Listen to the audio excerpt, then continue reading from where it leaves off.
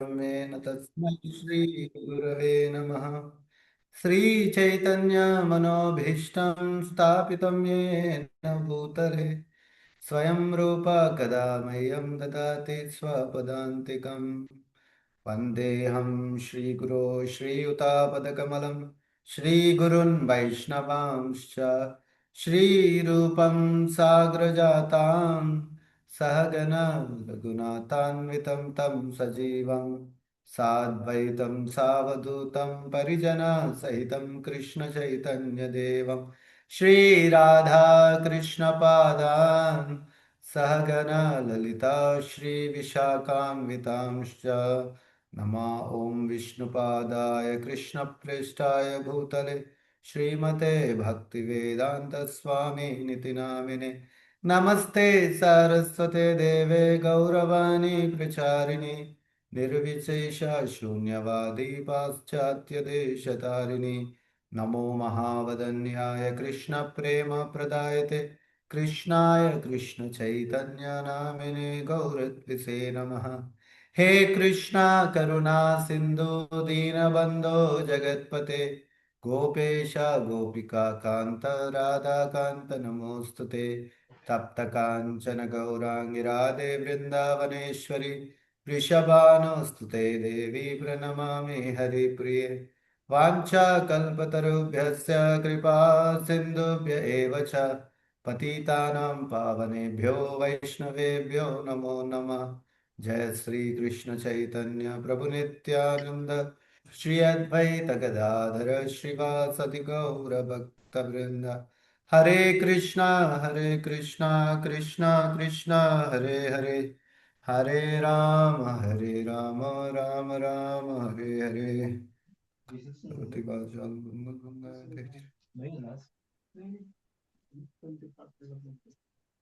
हरे कृष्णा।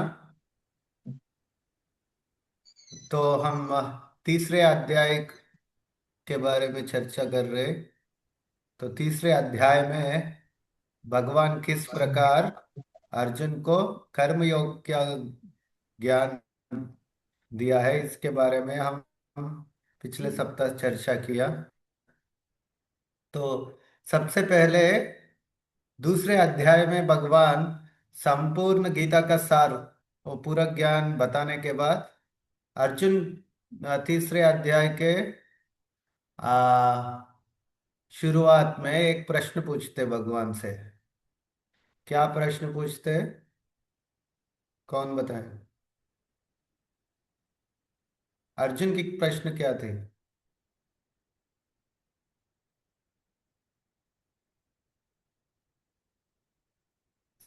सब लोग पीछे देख रहे हैं।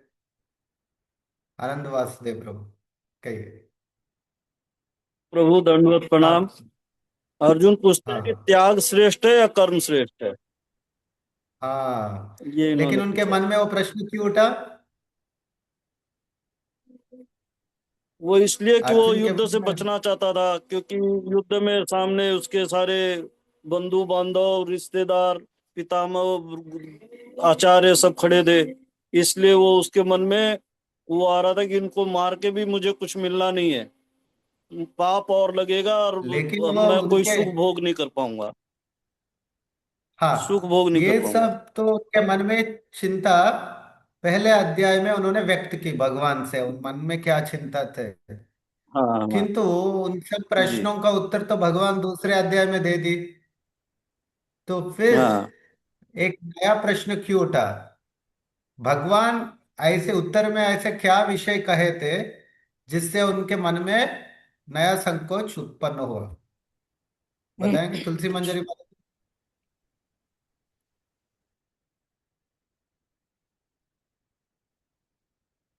तुलसी मंजरी माता जी, आप हाथ उठाए, बताना चाहते हैं? नहीं। हरे कृष्ण। प्रभु तो जी, पाप भगवान कर्म ने। के लिए क्यों भेजी है? पाप कर्म के लिए क्यों भेजी है, ये क्वेश्चन है उनके मन में। हरे कृष्णा। नहीं, भगवान ने हरे अर्जुन को कहा कृष्णा था। प्रभु जी। हाँ, कहिए। हाँ जी, कि अर्जुन जी का प्रश्न ये था कि मैं करूँ कि नहीं करूँ। तो भगवान कहते हैं कि आपको कर्म करना ही है, चाहे हमारे सामने आपके जो भी फैमिली है तो भी करना ही है। तो अर्जुन जी का ये प्रश्न तो बाद ये में, है कि लेकिन कर्म पहले करूँ कर। अर्जुन के मन में प्रश्न क्यों उठा? क्योंकि अरे, दूसरे अध्याय के 43rd श्लोक में भगवान कहते हैं कि तुम बुद्धि योग करो।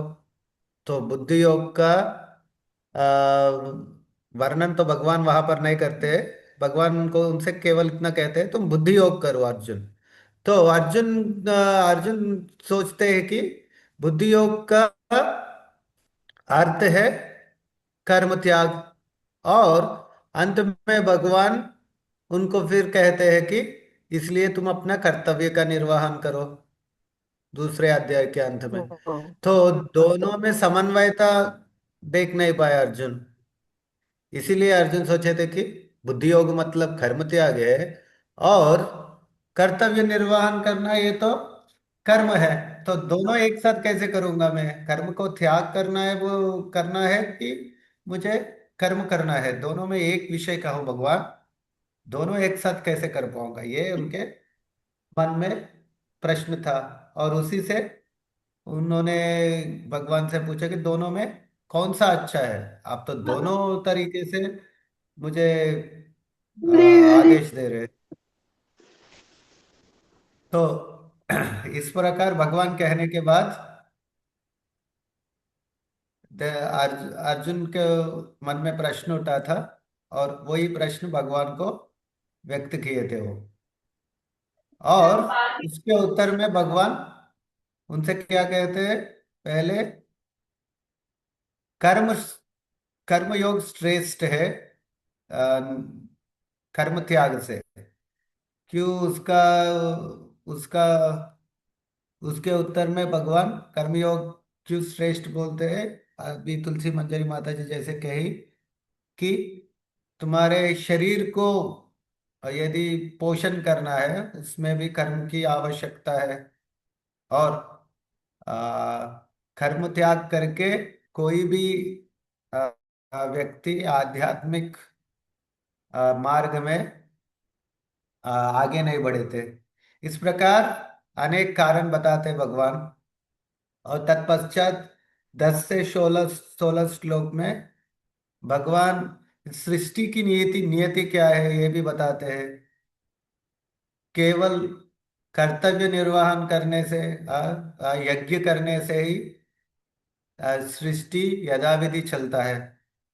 नो, भगवान देवी देवताओं को और मनुष्य को यज्ञ के माध्यम से आदान प्रदान करने की एक नियति बनाया भगवान ने।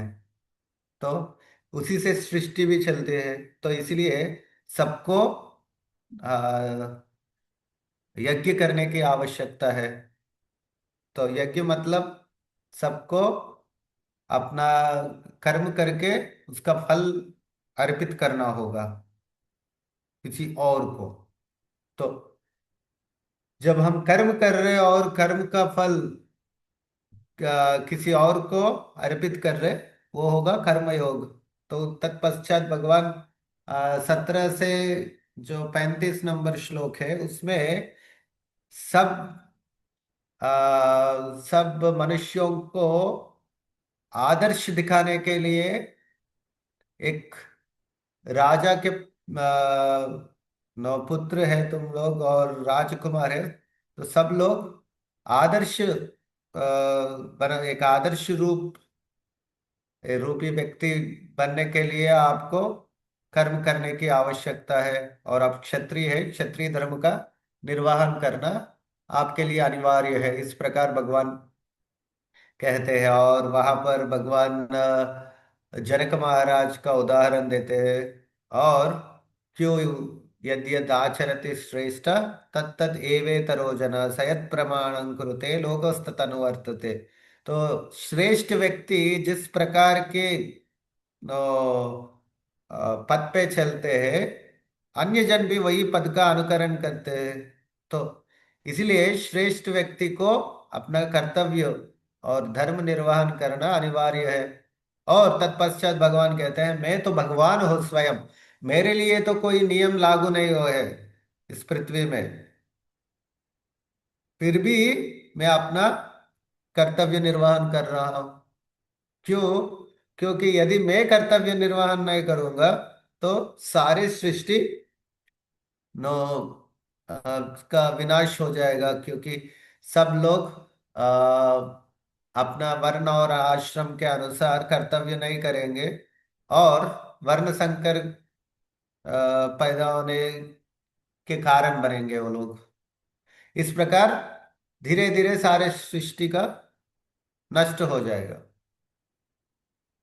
और भगवान बहुत कुछ विषय इसके बाद भी कहे थे, और अर्जुन को अपना कर्तव्य क्यों निर्वहन करना है। और सबसे अंत में भगवान ये भी कहते हैं अपने कर्तव्य को, यदि आप कर्तव्य करने में सक्षम नहीं फिर भी अपना कर्तव्य करना बेहतर है, अच्छा है, किसी और का कार्य, किसी और वर्ण और आश्रम का कार्य करने से अपना आश्रम या वर्ण का कार्य करना उत्तम है। इस प्रकार भगवान 35वें नंबर श्लोक में कहते हैं। और उसके बाद हम आते हैं कि अगले जो खंड है जिसमें भगवान अर्जुन भगवान से एक प्रश्न करते हैं। तो वो प्रश्न क्या है और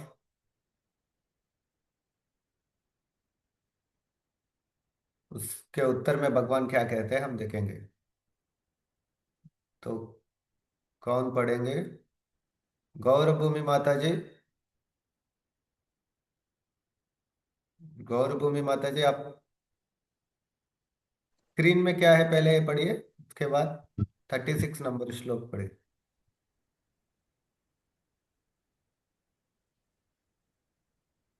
आत्मा के साथ साथ शत्रु काम को कैसे पराजित किया जाए। हम्म ये ये आखिरी खंड है इस अध्याय में। तो हाँ पढ़िए माता जी, श्लोक पढ़िए। पुस्तक से पढ़िए, आप पुस्तक से श्लोक।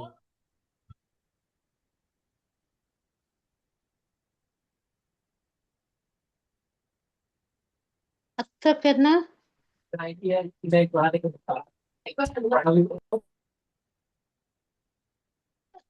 अशोक न उपयुक्त अयम पापम चरति पुरुष अनिच्छ अनिच्छना ओपि वैष्णव बलात्स इव नियोजित। अर्जुन ने कहा, हे विष्णुवंशी, मनुष्य ना चाहते हुए भी पाप कर्म के लिए प्रेरित क्यों होता है?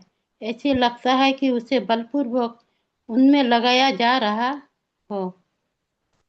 तात्पर्य: जीवात्मा परमेश्वर का अंश होने के कारण मूलतः आध्यात्मिक शुद्ध एवं समस्त भौतिक कलमों से मुक्त रहता है। फलतः स्वभाव से वह भौतिक जगत के पापों में पवित्र नहीं होता, किंतु जब वह माया के संसर्ग में आता है तो वह बिना झिझक के और कभी कभी इच्छा के विरुद्ध भी उनकी अनेक प्रकार के पाप कर्म करता है। अतः कृष्ण ने अर्जुन का प्रश्न अत्यंत प्रत्याशापूर्ण है कि जीवों की प्रकृति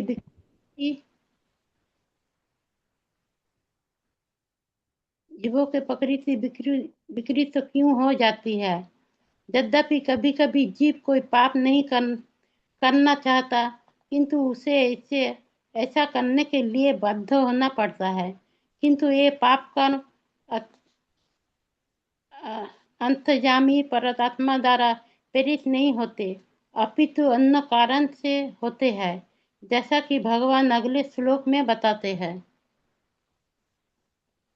तो हरे कृष्णा, सब मेरे आवाज सुन पा रहे सब लोग?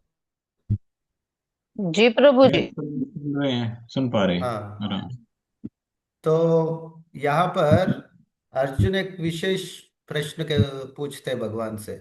हाँ भगवान, आपने अभी तक सही रूप से सही कर्म क्या है, शास्त्र के अनुसार कर्म किस प्रकार के होना चाहिए, उचित कर्म क्या है और अनुचित कर्म क्यों नहीं करना है, इसके बारे में विशेष रूप से हमसे कहा था। किंतु बद्ध जीव होने के नाते हमें हर वक्त हमारे हृदय में एक प्रेरणा आते है कि अनुचित कार्य करने के लिए। हम्म। क्यों? ये कहाँ से आते हैं? कौन प्रेरित कर रहे हैं हमको? यदि उचित कार्य करने के लिए शास्त्र के आधार पर जीवन जीने के लिए हमारी अंतरात्मा, हमारे चेतना प्रेरित कर रहे हैं, क्या वही अंतरात्मा या चेतना हमको कुछ अनुचित कार्य करने के लिए भी प्रेरित कर रहे क्या? इस प्रकार ये इनका प्रश्न है। तो इसके उत्तर में भगवान क्या कहते हैं, आगे वाले श्लोक से हम देखेंगे। कृपालु चैतन्य प्रभु, अगले श्लोक पढ़िए। हरे कृष्णा प्रभु जी, दंडवत प्रणाम। कामेशेषु रजोगुण समुद्भवा महाशनो पाप महापापुमा विधि एवं इहि वेरिणम। श्री भगवान ने पहले कहा। वाला भी पढ़ना पड़ेगा प्रभु। श्री भगवान उवाच, भगवान ने कहा, पहले भगवान। हाँ हाँ हाँ, सॉरी प्रभु जी। हम्म। श्री भगवान उवाचा, श्री भगवान ने कहा, हे अर्जुन, इसका कारण रजोगुण के संपर्क से उत्पन्न काम है, जो बाद में क्रोध का रूप धारण करता है और जो इस संसार का सर्वभक्षी पापी शत्रु है। तात्पर्य, जब जीवात्मा भौतिक सृष्टि के संपर्क में आता है तो उसका शाश्वत कृष्ण प्रेम रजोगुण की संगति से काम में परिणत हो जाता है, अथवा दूसरे शब्दों में ईश्वर प्रेम का भाव काम में उसी तरह बदल जाता है जिस तरह इमली के सत्संग में दूध दही में बदल जाता है। और जब काम की संतुष्टि नहीं होती तो यह क्रोध में परिणत हो जाता है। फिर क्रोध मोह में, और मोह इस संसार में निरंतर बना रहता है। अतः जीवात्मा का सबसे बड़ा शत्रु काम है, और यह काम ही है जो विशुद्ध जीवात्मा को इस संसार में फंसे रहने के लिए प्रेरित करता है। क्रोध तमोगुण का प्रकटे है। ये गुण अपने आप को क्रोध तथा अन्य रूपों में प्रकट करते हैं। अतः यदि रहने तथा कार्य करने की विधियों द्वारा रजोगुण को तमोगुण में ना गिरने देकर सतोगुण तक ऊपर उठाया जाए तो मनुष्य को क्रोध में पतित होने से आध्यात्मिक असक्ति के द्वारा बचाया जा सकता है। अपने नित्य हाँ, एक वर्तमान। सेकंड प्रभु। हरे कृष्ण। तो यहाँ पर भगवान सबसे पहले हम ये व्यक्त कर रहे हैं कि काम ये भौतिक सृष्टि में एक बहुत ही आ, भयानक गुण है, काम। और काम किसके द्वारा उत्पन्न होता है? रजोगुण। रजोगुण में हमारे जो सच्चिदानंद जीव, जिनको सहज रूप से भगवान के प्रति प्रेम उत्पन्न होते हैं उनके हृदय में, किंतु वही शुद्ध आत्मा जब इस भौतिक सृष्टि में आते हैं तो उनका सच्चिदानंद स्वरूपी जीव को स्थूल और सूक्ष्म शरीर आवरण करते हैं। और तब वो अपना जो हृदय में सहज रूप में जो प्रेम है वो भी काम में परिवर्तन हो जाता है रजोगुण की प्रभाव से।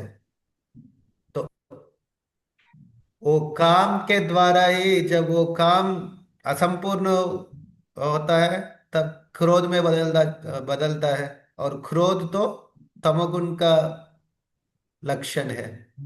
तो काम और क्रोध, ये दोनों अवगुण हमारे पतन का मुख्य कारण है।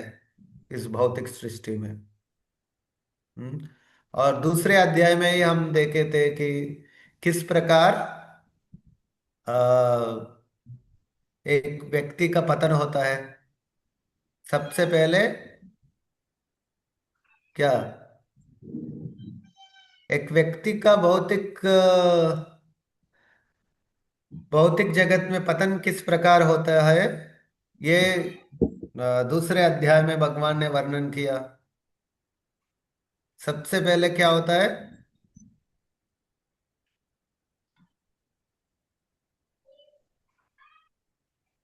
सब लोग बहुत खामोश है कंटेम्पलेशन शायद। प्रभु जी। हाँ,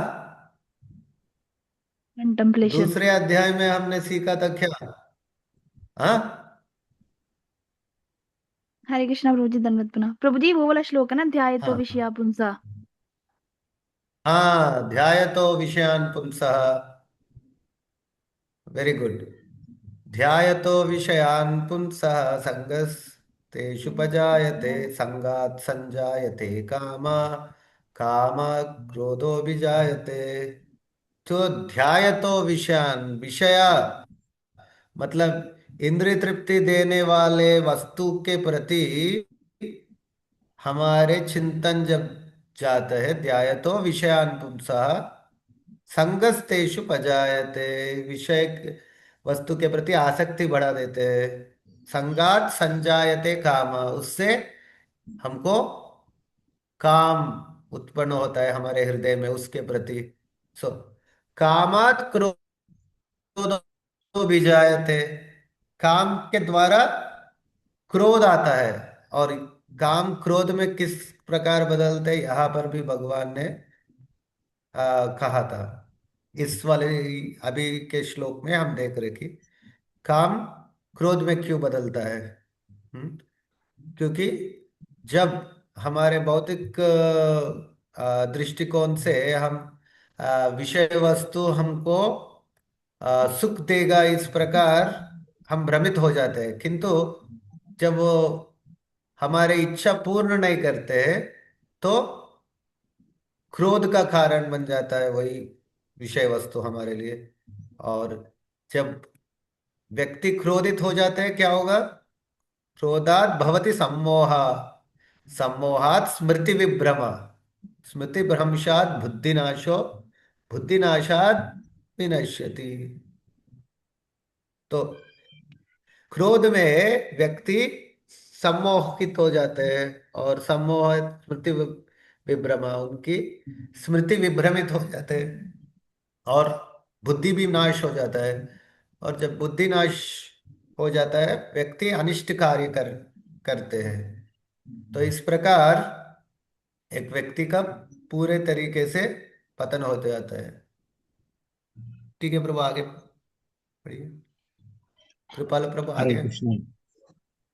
अपने नित्य वर्तमान चिदानंद के लिए श्री भगवान ने अपने आप को अनेक रूपों में विस्तारित कर लिया और जीवात्माएं उनके इस चिदानंद के ही अंश हैं। उनको भी आंशिक स्वतंत्रता प्राप्त है, किंतु अपनी इस स्वतंत्रता का दुरुपयोग करके जब वे सेवाओं को इंद्रिय सुख में बदल देती हैं, तो वे काम की चपेट में आ जाती हैं। श्री भगवान ने इस सृष्टि की रचना जीव आत्माओं के लिए इन कामपूर्ण रुचियों की पूर्ति हेतु सुविधा प्रदान करने के निमित्त की। और जब जीव आत्माएं दीर्घ काल तक काम कर्मों में फंसे रहने के कारण पूर्णता ऊब जाती हैं, तो वे अपना वास्तविक स्वरूप जानने के लिए जिज्ञासा करने लगती हैं। यही जिज्ञासा वेदांत सूत्र सूत्र का आरंभ है, जिसमें यह कहा गया है, अथातो ब्रह्म जिज्ञासा। मनुष्य को परम तत्व की जिज्ञासा करनी चाहिए। और इस परम तत्व की परिभाषा श्रीमद् भागवतम में इस प्रकार दी गई है, जन्माधस्य यतो न यादि स्थिरश, सारी वस्तुओं का उद्गम परब्रह्म है, अतः काम का उद्गम भी परब्रह्म से हुआ। अतः यदि काम को भगवत प्रेम में या कृष्ण भावना में परिणत कर दिया जाए, या दूसरे शब्दों में श्री कृष्ण के लिए सारी इच्छाएं हो, तो काम तथा क्रोध दोनों ही आध्यात्मिक बन सकेंगे। भगवान श्री राम के अनन्य सेवक हनुमान ने रावण की स्वर्णपुरी को जलाकर अपना क्रोध प्रकट किया, किंतु ऐसा करने से वे श्री भगवान के सबसे बड़े भक्त बन गए। यहाँ पर भी श्री भगवान अर्जुन को प्रेरित करते हैं कि वह शत्रुओं पर अपना क्रोध श्री भगवान को प्रसन्न करने के लिए दिखाए। अतः काम तथा क्रोध भगवान कृष्ण भावना अमृत में प्रयुक्त होने पर हमारे शत्रु ना रहकर मित्र बन जाते हैं। हरे कृष्ण। तो हरे कृष्ण। इसलिए भगवान सारे सृष्टि के मूल करता है और सारे गुण भगवान में है। तो कोई भी गुण अवगुण कब होता है? जब हम उसको अपने इंद्रिय तृप्ति के लिए, अपनी निज इच्छा पूर्ण करने के लिए हम उपयोग करते हैं। तो स्वार्थी हम जब बन के अपने इंद्रिय तृप्ति के लिए हम सारे विषय वस्तु को उसके उसके लिए हम जब यूज करते हैं, तभी वो काम और क्रोध इत्यादि अवगुणों का कारण बनते हैं। किंतु यदि हम अपने जो चेतना है भगवान को सेवा करने में लगाते हैं, तब ये काम भी प्रेम में बदल जाता है। जो अपने लिए, अपने इंद्रिय तृप्ति के लिए हम यदि किसी वही वस्तु को यूज करते हो, वो काम होता है। किंतु हम यदि उस विषय वस्तु को भगवान के सेवा में लगाते हैं, उसको प्रेम कहते हैं। तो आत्मेंद्रिय प्रीतिवाचा धरे वाले काम, कृष्णेंद्रिय प्रीतिवाचा धरे प्रेम नाम। तो आत्मेंद्रिय प्रीतिवाचा हमारे खुद के इंद्रिय को प्रीति देने के लिए, सुख के लिए, यदि हम किसी भी विषय वस्तु को यूज करते हैं, तो उसको काम बोलते हैं। किंतु वही चीज यदि हम भगवान के नो भक्ति में, भगवान के प्रीति पाने के लिए यदि हम उपयोग करते हैं, उसी को प्रेम कहते हैं।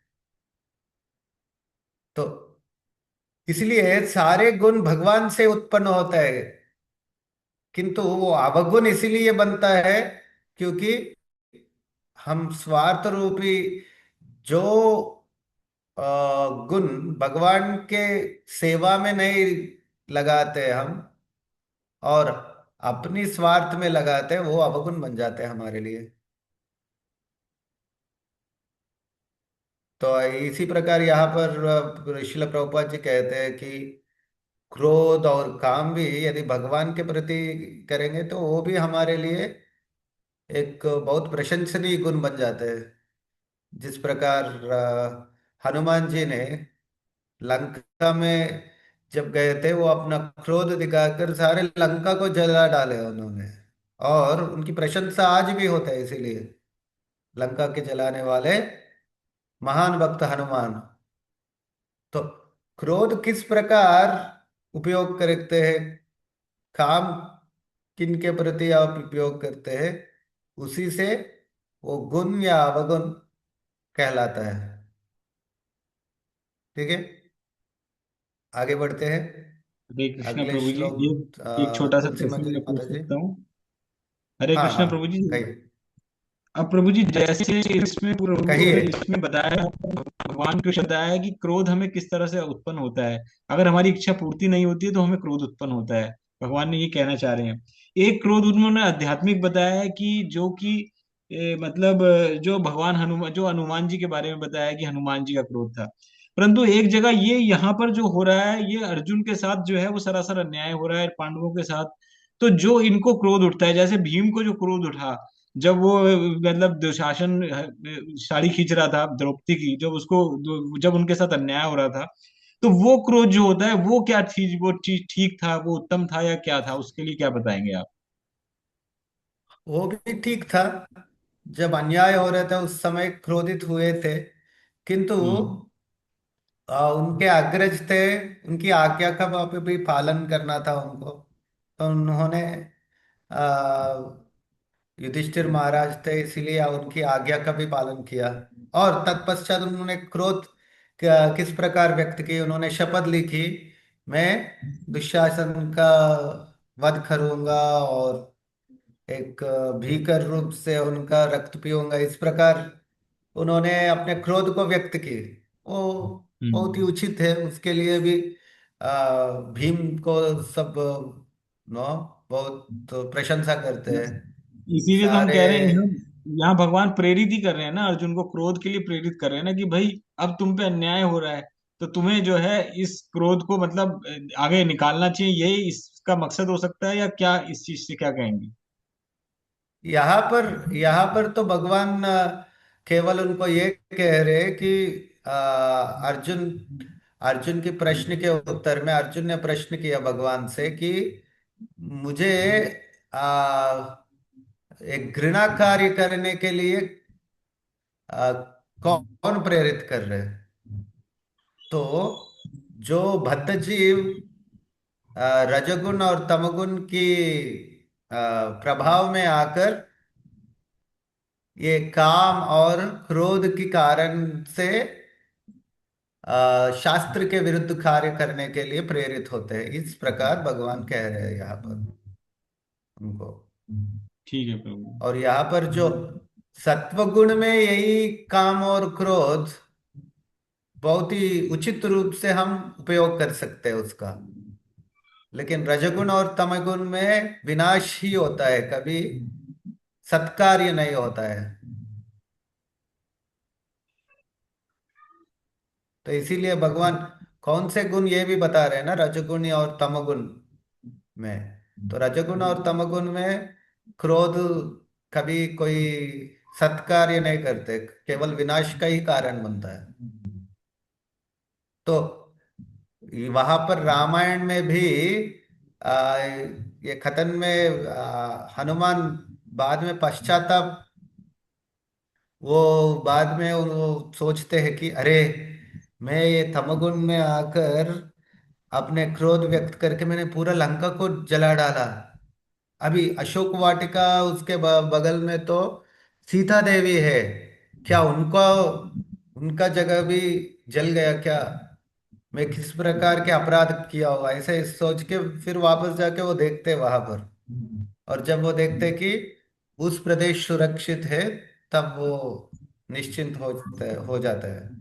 तो ये अपने आप एक बार सोचते भी कि अगर मैं तमोगुण में आकर ये कार्य कर रहा हूं या सत्वगुण में सब बैलेंस रूप से सोच के काम कर रहा हूं, ये भी हमको हमेशा सोचना पड़ता है कि ऐसे ही हम क्रोध में आकर कुछ कार्य किया और हम बोले मैं भक्त हूं तो मेरे क्रोध भी चिन्मय है, इस हम्म। प्रकार कहना अनुचित है हमारे लिए।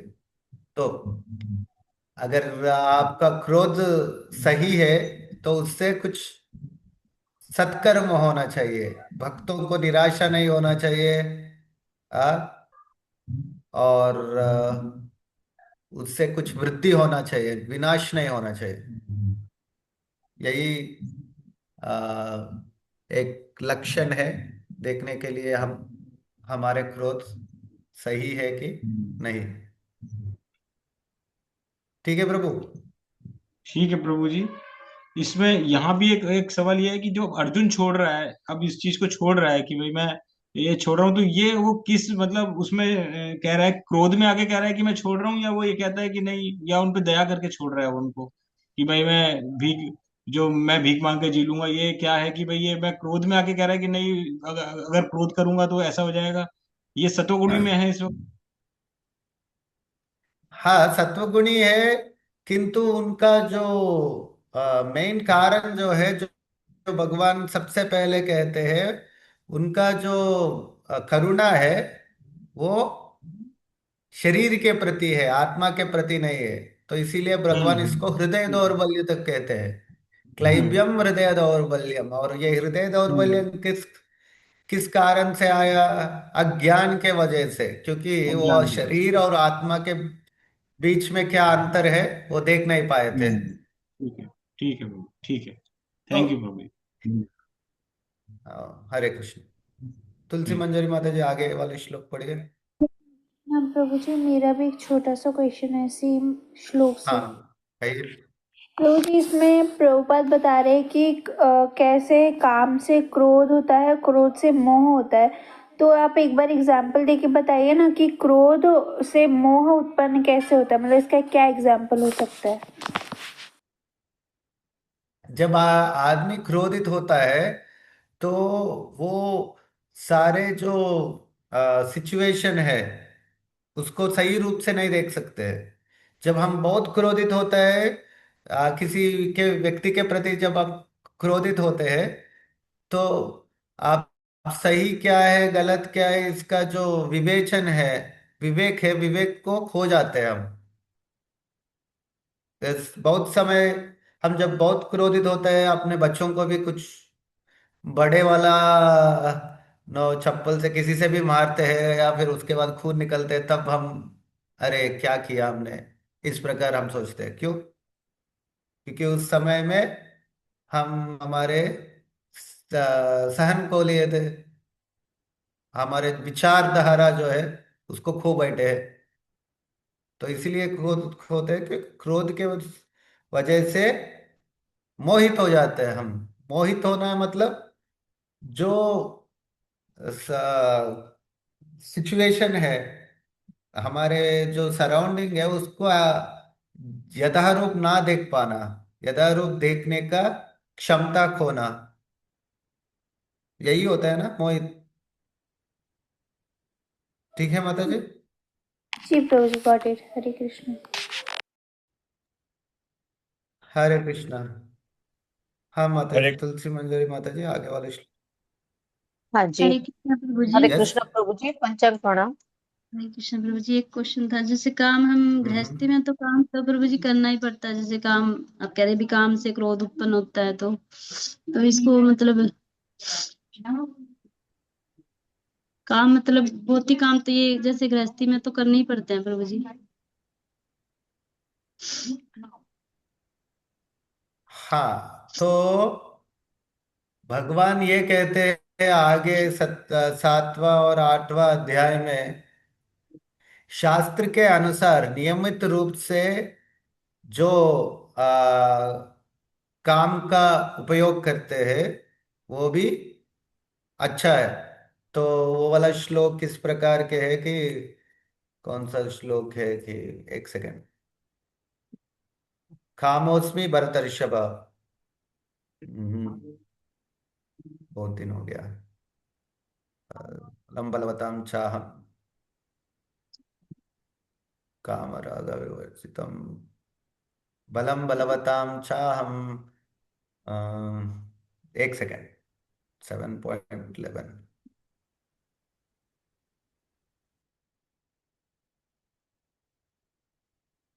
7वां अध्याय के 11वां श्लोक। बलम बलवताम चाहम कामराग विवर्जितम धर्माविरुद्धो भूतेषु कामोस्मि भरतर्षभ। तो जो बलवान व्यक्ति है उनका बल भी मैं हूं, और काम और राग ना, जो काम और राग का बिना यदि कोई मैथुन में मैथुन आधारी व्यक्ति, मतलब जो कामोस्मि भरतोर्षभ, जो काम और राग के विवर्जित, काम राग विवर्जित, मतलब जो भौतिक दृष्टिकोण से केवल मेरे इच्छा है इसीलिए मैं ये कार्य कर रहा हूँ, ये नहीं सोच के, हाँ मैं काम इसीलिए उपयोग कर रहा हूँ क्योंकि हमको आगे हमारे पीढ़ी को बढ़ाना है, और हमारे बच्चों को पैदा करना है। इस प्रकार यदि कोई सोचता है तो वो वाला काम भी दिव्य बन जाता है, इस प्रकार भगवान कह रहे हैं। तो कहने का अर्थ यही है कि शास्त्र के अनुसार यदि नियमित रूप से यदि कोई व्यक्ति इन सब कार्यों को करेंगे और इन सब गुणों की का उपयोग करेंगे, तो वो रजोगुण और तमोगुण में नहीं आता है, वो सत्वगुण में आता है। और उसके वजह से उनके द्वारा वो काम और काम क्रोध में बदल जाना, क्रोध से सम्मोहित होकर वो बुद्धिनाश होना, ये पद में नहीं चलता है कोई व्यक्ति। और इसके ठीक विपरीत, जैसे श्रील प्रभुपाद जी इसके तात्पर्य में कह रहे नो, जैसे भक्त किस प्रकार ये गुणों का उपयोग करते हैं, यहाँ पर भगवान के भक्त किस प्रकार गोपियों भगवान के प्रति अपने काम को भगवान के प्रति उन्होंने मोड़ लिए थे, तो उससे वो प्रेम में बदल गया। तो इसलिए गृहस्थ जीवन में भी जैसे आपने कहा था कि बहुत सारा कार्य करना होता है, किंतु वो कार्य किसके लिए कर रहे हैं हम? काम मतलब केवल मैथुन सुख ही नहीं, आप किसी विषय वस्तु के प्रति अत्यंत आकर्षित है, वो भी काम का एक लक्षण है वो व्यक्ति के अंदर। तो सारे जो अपने लिए बहुत ही प्रीतिदायक वस्तु है उसको भी भगवान की सेवा में लगाना हमारे लिए अनिवार्य है। नहीं तो हम काम से क्रोध, क्रोध से मोह, इस जो चक्र है उसको बदल नहीं सकते। ठीक है माता जी। हरे कृष्ण। और किसी का कुछ प्रश्न नहीं तो आगे बढ़ते हैं। तुलसी मंजरी माता जी पढ़िए। जी प्रभु जी, पंचांग प्रणाम। श्लोक संख्या 38। घुमेनाव्रियते वैनर् यथा चोमलेन च यथोल्बेनावृतो गर्भस्तथा तेनेदमावृतम्। जिस प्रकार अग्नि धुएं से, दर्पण धूल से अथवा भ्रूण गर्भाशय से आवृत रहता है, उसी प्रकार जीवात्मा इस काम की विभिन्न मात्राओं से आवृत रहता है। तात्पर्य पढ़ू ना प्रभु जी? तात्पर्य? हाँ, तो इस हाँ श्लोक जी। में भगवान तीन श्रेणी में किस प्रकार जीवात्मा का काम से वो मोहित हो जाता है, इसका वर्णन की उदाहरण के साथ। तो तात्पर्य में प्रभुपाद इसके विश्लेषण भी करते हैं। माता जी पढ़िए। जी प्रभु जी। हाँ जी। प्रभुपाद, जगत गुरु श्रील प्रभुपाद की जय, सदगुरुदेव गुरु महाराज की जय। जीवात्मा के आवरण की 3 कोटियां हैं जिनसे उसकी शुद्ध चेतना धूमिल होती है। यह आवरण काम ही है जो विभिन्न स्वरूपों में होता है, यथा अग्नि में धुआं, दर्पण पर धूल तथा भ्रूण पर गर्भाशय। जब काम की उपमा धूम्र से दी जाती है तो यह समझना चाहिए कि जीवित स्फुलिंग की अग्नि कुछ कुछ अनुभव गम्य है। दूसरे शब्दों में, जब जीवात्मा अपने कृष्ण भावनामृत को कुछ कुछ प्रकट करता है तो उसकी उपमाएं धुएं से आवृत अग्नि से दी जा सकती है। यद्यपि जहाँ कहीं धुआं होता है वहां अग्नि का होना अनिवार्य है, किंतु प्रारंभिक अवस्था में अग्नि की प्रत्यक्ष अभिव्यक्ति नहीं होती। यह अवस्था कृष्ण भावनामृत के शुभारंभ जैसी है। दर्पण पर धूल का उदाहरण मन रूपी दर्पण को अनेकानेक आध्यात्मिक विधियों से स्वच्छ करने की प्रक्रिया के समान है। इसकी सर्वश्रेष्ठ विधि है भगवान के पवित्र नाम का संकीर्तन। गर्भाशय द्वारा आवृत भ्रूण का दृष्टांत असहाय अवस्था में दिया गया है, क्योंकि गर्भस्थ शिशु इधर उधर हिलने के लिए भी स्वतंत्र नहीं रहता। जीवन की यह अवस्था वृक्षों के समान है। वृक्ष भी जीवात्माएं हैं, किंतु उनमें काम की प्रबलता को देखते हुए उन्हें ऐसी योनि मिलती है कि वे प्रायः चेतना शून्य होते हैं। धूमिल दर्पण पशु पक्षियों के समान है और धूम्र से आवृत अग्नि मनुष्य के समान है। मनुष्य के रूप में जीवात्मा में थोड़ा बहुत कृष्ण भावनामृत का उदय होता है, और यदि वह और प्रगति करता है तो आध्यात्मिक जीवन की अग्नि मनुष्य जीवन में प्रज्वलित हो सकती है। यदि अग्नि के धुएं को ठीक से नियंत्रित किया जाए तो अग्नि जल सकती है। अतः यह मनुष्य जीवन जीवात्मा के लिए ऐसा सुअवसर है जिससे वह संसार के बंधन से छूट सकता है। मनुष्य जीवन में काम रूपी शत्रु को योग्य निर्देशन में कृष्ण भावनामृत के अनुशीलन द्वारा जीता जा सकता है। हरि बोल। हरे कृष्णा।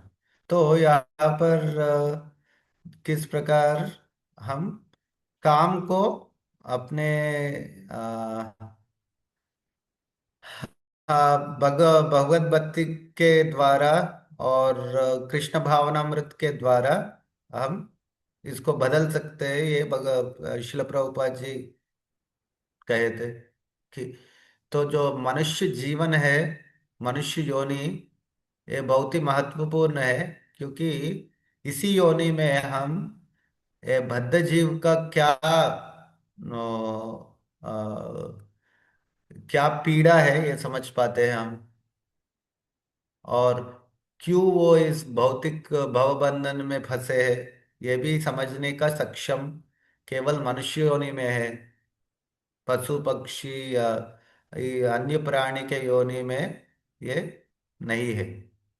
तो इसीलिए हम मनुष्य योनि में इस भवबंधन से कैसे मुक्त हो सकते हैं, इसके बारे में चिंतन करना हमारे लिए सर्वप्रधान है और अत्यंत महत्वपूर्ण विषय है। और खाना पीना और मकान के बारे में सोचना नहीं, क्योंकि वो तो केवल वो तो पशु पक्षी भी यही ढूंढ रहे थे, और हम भी वही ढूंढेंगे, तो हम में और पशु पक्षी में क्या अंतर रहेगा। और ठीक है, तो नेक्स्ट राम माधुरी माता जी अगले वाला श्लोक पढ़ी। हरे कृष्ण प्रभु नित्यानंद। आवृतम ज्ञानम एतेन ज्ञानिनो नित्यवैरिणा काम रूपेण कौन्ते दुष्पुरे नाम लेन च। इस प्रकार ज्ञान में जीवात्मा की शुद्ध चेतना उसके काम रूपी नित्य शत्रु से ढकी रहती है, जो कभी भी तुष्ट नहीं होता और अग्नि के समान जलता रहता है। तात्पर्य प्रभुपाद जी के द्वारा। प्रभुपाद जी की जय। मनुस्मृति में कहा गया तात्पर्य है। पढ़ने की आवश्यकता नहीं है जी माता जी। हरे कृष्णा। जी इसका जी तात्पर्य पढ़ने की आवश्यकता नहीं है, ये तो सीधे यही विषय कह रहे कि तो ये अग्नि के समान हमेशा जलता है, काम को कभी खत्म नहीं होता। हम ये नहीं सोचना चाहिए कि अभी काम है, थोड़े दिन के बाद ये चला जाएगा, उस समय में कुछ और कार्य करूंगा, अभी ये काम वासना को इसको मैं पूरा करूंगा। इस प्रकार सोचने से केवल वो काम बढ़ता ही रहता है और हमको और भी दुष्कर्म करने को लिए प्रेरित करता है, किंतु काम कभी हृदय में कम नहीं होगा। इस प्रकार भगवान कह रहे हैं। अगले श्लोक पढ़िए माता जी।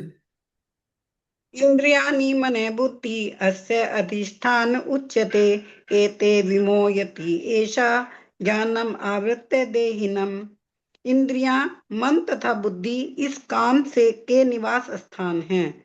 इनके द्वारा यह काम जीवात्मा के वास्तविक ज्ञान को ढककर उसे मोहित कर लेता है। तात्पर्य प्रभुपाद जी के द्वारा। तो शत्रु काम जो का अधिष्ठान जगह कौन सा है? ये तीन जगह है। कौन सा? इंद्रिय, मन मन और बुद्धि। बुद्धि। और ये तीनों जगह में रह के पूरे शरीर में विस्तार हो जाता है ये काम हमारे लिए, और हमारे पूरे शरीर में विस्तार होकर वो हमको पूरे तरीके से मोहित कर लेते हैं। यही विषय भगवान यहाँ पर कह रहे हैं। अगले वाले श्लोक में थे। तस्मात् त्वम् इंद्रियाणि आदौ नियम्य भरत ऋषभ पाप पापमानं प्रजहि एनम ज्ञान विज्ञान नाशनम। इसलिए हे भरतवंशियों में श्रेष्ठ अर्जुन, प्रारंभ में ही इंद्रियों को वश में करके इस पाप के महान प्रतीक का दमन करो और ज्ञान तथा आत्म साक्षात्कार के इस विनाशकर्ता का वध करो। तो इसीलिए प्रारंभ में ही इसको वध उसको रोकना आसान होता है। जिस प्रकार एक छोटा जब अग्नि जलना चालू होता है उस समय उसको बंद करना बहुत ही आसान है, किंतु अग्नि प्रज्वलित होकर पूरे घर में फैल गए तब कितना भी पानी दो और कुछ और करो उसको बंद नहीं कर सकते। इसलिए अग्नि के जैसा हमारे हृदय में जलने वाला एक काम को आरंभ के समय में ही नियमित रूप से आप शास्त्र के अनुसार हम अपने इंद्रियों को नियंत्रित करेंगे, तब इसको रोकना हमारे लिए संभव है। अन्यथा इसको रोकना असंभव है हमारे लिए। इसके लिए हमको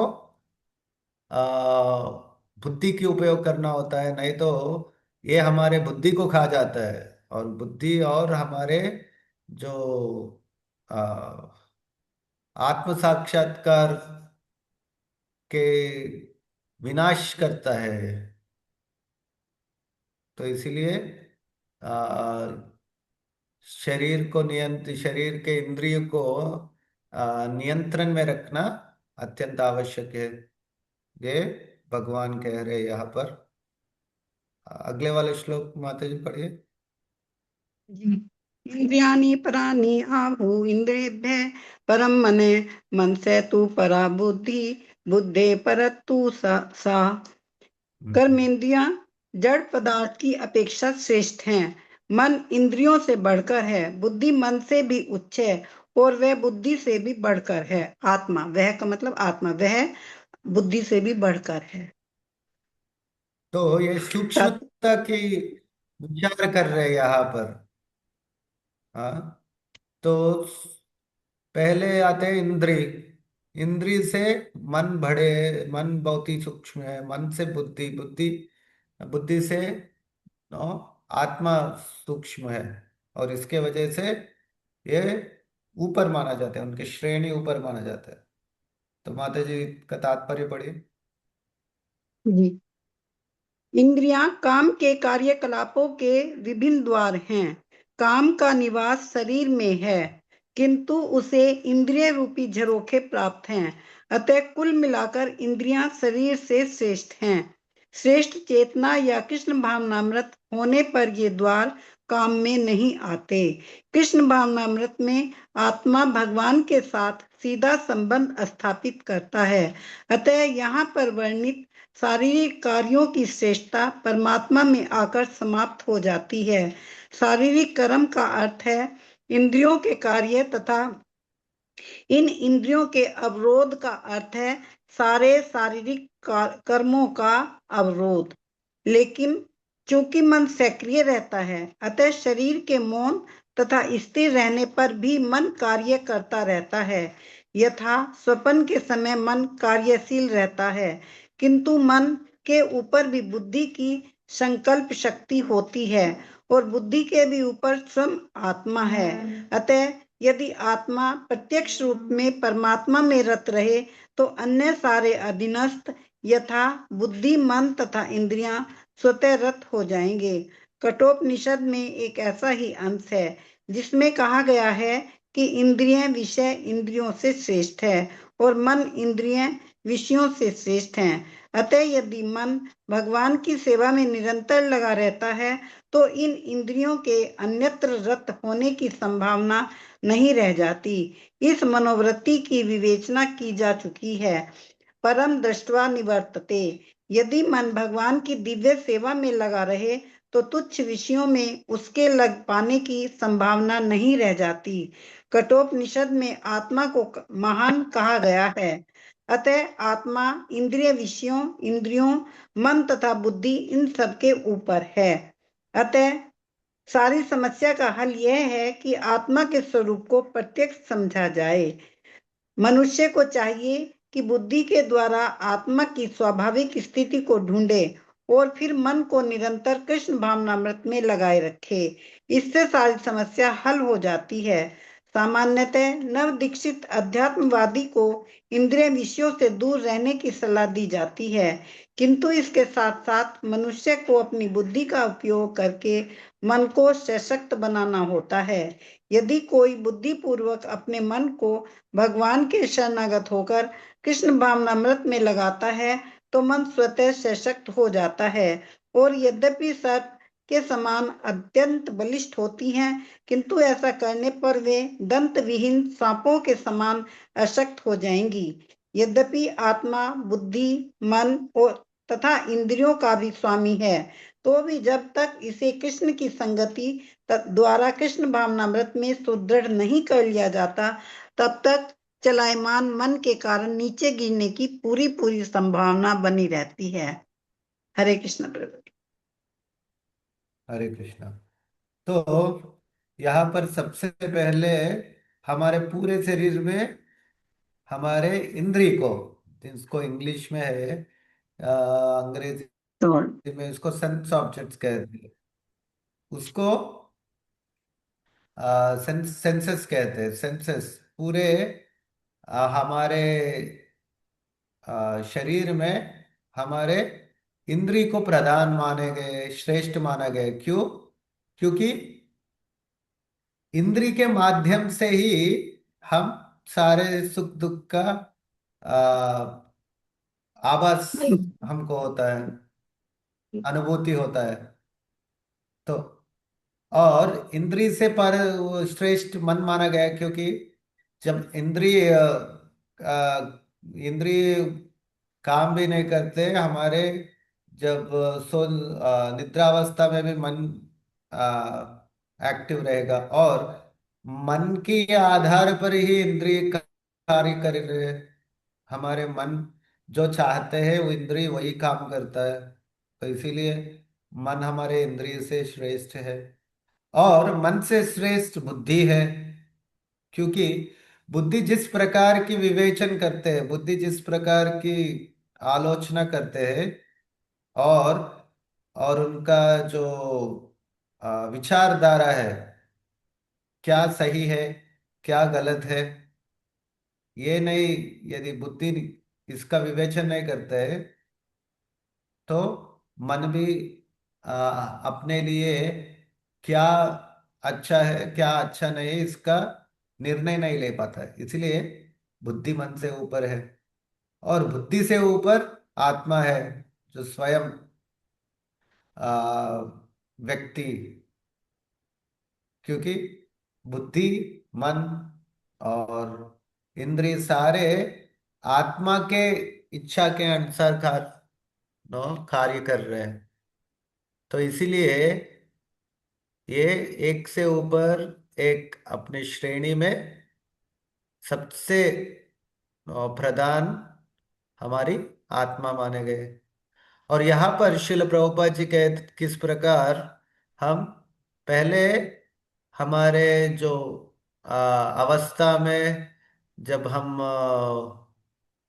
कनिष्ठ अवस्था में रहते हैं, तो इंद्री को नियंत्रित करने में बहुत जोर दिया जाता है। क्योंकि हमारे मन और हमारी बुद्धि पूर्ण रूप से शुद्ध नहीं है। तो सबसे पहले जिससे जिसके द्वारा अनुचित कार्य हो रहा है वो तो इंद्रिय है, तो पहले उसको नियंत्रित में रखो। तो उसको नियंत्रित में रखने के बाद जब अपने मन और बुद्धि को भगवान की सेवा में लगा के उसको जब शुद्ध करेंगे, तब इंद्रिय सर्प होने के सर्प के समान यदि है, फिर भी उसको ढसने से कोई प्रॉब्लम नहीं होगा। क्योंकि उसका जो विषपूरित, उसका जो उसको क्या कहते हैं, फैंग्स को, उसको निकाल दिए गए हैं। उसके वजह से कोई अनुचित कार्य नहीं कर सकते अपने इंद्रिय। तो इसीलिए हम सबको नो अपने इंद्रिय को पहले नियंत्रित करना है। और जब इंद्रिय को नियंत्रित रखते हैं हम, तब हमारे मन और बुद्धि को भगवान की सेवा में लगाने के लिए सक्षम होंगे। और जब मन और बुद्धि को भगवान के सेवा में लगाएंगे हम, धीरे धीरे धीरे धीरे मन और बुद्धि शुद्ध हो जाते हैं। तत्पश्चात पूरे रूप से हमारे इंद्रिय और मन और बुद्धि भगवान के सेवा में लग जाते हैं। तब आत्मा अपने सहज स्वरूप कार्य, जो भगवान के सेवा करना, उसमें पूर्ण रूप से, अपने स्वतंत्र रूप से, पूर्ण संपूर्ण रूप से भगवान के प्रति आसक्ति होकर प्रेममय होने का अ, एक आशा है, आशा रख सकते हैं। तो सारे हमारे जो कार्य है, इंद्रिय को नियंत्रित करना, इससे ही आरंभ होता है। आगे तो इंद्रिय को नियंत्रण करना हमारे लिए अनिवार्य है। इसीलिए तो बहुत समय लोग सोचते हैं कि अरे इतना सारे नियम क्यों है। तो नियम हमको भक्ति में थोड़े आगे बढ़ाने के लिए, हमारे मन और बुद्धि को थोड़ा शार्प करने के लिए, यदि हम ये सीख पाते हैं कि मन और बुद्धि को भगवान के सेवा में कैसे लगाना है, तत्पश्चात हम क्या उचित है, क्या अनुचित है, क्या नियम है, इसके ऊपर उतना जोर लगा देने की आवश्यकता नहीं है। मन में हम भगवान की चिंतन करने की नहीं, नो, मन में हमेशा हम भगवान के बारे में सोच रहे हैं या इंद्रिय तृप्ति के बारे में सोच रहे हैं, इसके ऊपर महत्ता बढ़ती है। तो इसीलिए आरंभ स्थिति में हम श्रवण और कीर्तन जितने भी करते हैं, उसका प्रभाव से हमारे स्मरण हमेशा भगवान के प्रति है कि नहीं, इससे तय हो जाता है कि हमारे मन में कितनी शुद्धता आई कि आया है। यदि हमारे चिंतन भगवान की ओर नहीं बढ़ रहे, हमारे श्रवण और कीर्तन सही रूप से नहीं हो रहे, इसका निदर्शन है, इसका प्रतीक यही है कि हमारे श्रवण और कीर्तन सही रूप से नहीं हो रहा है। हम अपने इंद्रियों को सुनने में लगा रहे, किंतु मन विचलित हो रहा है। तो जब तक मन और बुद्धि हमारे श्रवण और कीर्तन में नहीं लगते, आगे हम भक्ति में नहीं बढ़ सकते। तो मन और बुद्धि को लगाना है तो सबसे पहले आप बैठ के सुनना तो चाहिए। तो इसके लिए इंद्रिय को अपना थोड़ा बहुत नियंत्रित करना आवश्यक है। तो इसलिए सबसे पहले हमारा क्या उपदेश है, उपदेशामृत का, इंद्रिय को हाँ। किस प्रकार हमको नियंत्रित करना है, यही सबसे पहले उपदेश है ना, सबसे पहले श्लोक। ओम पूर्णमिदं पूर्णमिदं अच्छो वेगम मनसा हम्म। क्रोधा वेगम। हाँ हाँ, वाचो वेगम, मनसा क्रोध वेगम, जिह्वा जिह्वा वेगम, वेगम उदरोपास्त वेगम। ये सब एतान वेगान वेगों योगस्य को हम नियंत्रित करना है। सो ये वेगों को नियंत्रित करना मतलब हम पहले इंद्रिय को अपने वश में रखना आवश्यक है। यदि हम इस प्रकार करते हैं तो क्या होगा, अगले वाले श्लोक प्रीति सिंगला माता जी पढ़िए। हरे कृष्ण प्रभु जी, पंचांग प्रणाम। हम्म। एवं बुद्धेः परं बुद्ध्वा संस- संस- संस्त संस्तभ्यात्मात्मना जहि शत्रुं महाबाहो कामरूपं दुरासदम्। इस प्रकार हे महाबाहु अर्जुन, अपने आप को भौतिक इंद्रियों, मन तथा बुद्धि से परे जानकर और मन को सावधान आध्यात्मिक बुद्धि, कृष्ण भावनामृत से स्थिर स्थिर करके आध्यात्मिक शक्ति द्वारा इस काम रूपी दुर्जय शत्रु को जीतो। तात्पर्य अर्चनीय वंदनीय कृष्ण भावना भावी शिला हरे प्रभुपाद कृष्ण द्वारा। माता जी, तात्पर्य बाद में पढ़ेंगे। हरे कृष्ण माता जी, हरे कृष्ण। तात्पर्य थोड़ी देर में बोलेंगे। यहाँ पर जैसे दिखा है कि हमारे सारे इंद्रिय एक पांच जो बहुत प्रबल नो अश्वों के जैसे है, और ये सारे अश्व अपने अपने दिशा में जाने की कोशिश कर रहे हैं, और मन उसका रस्सी की समान है। और मन किस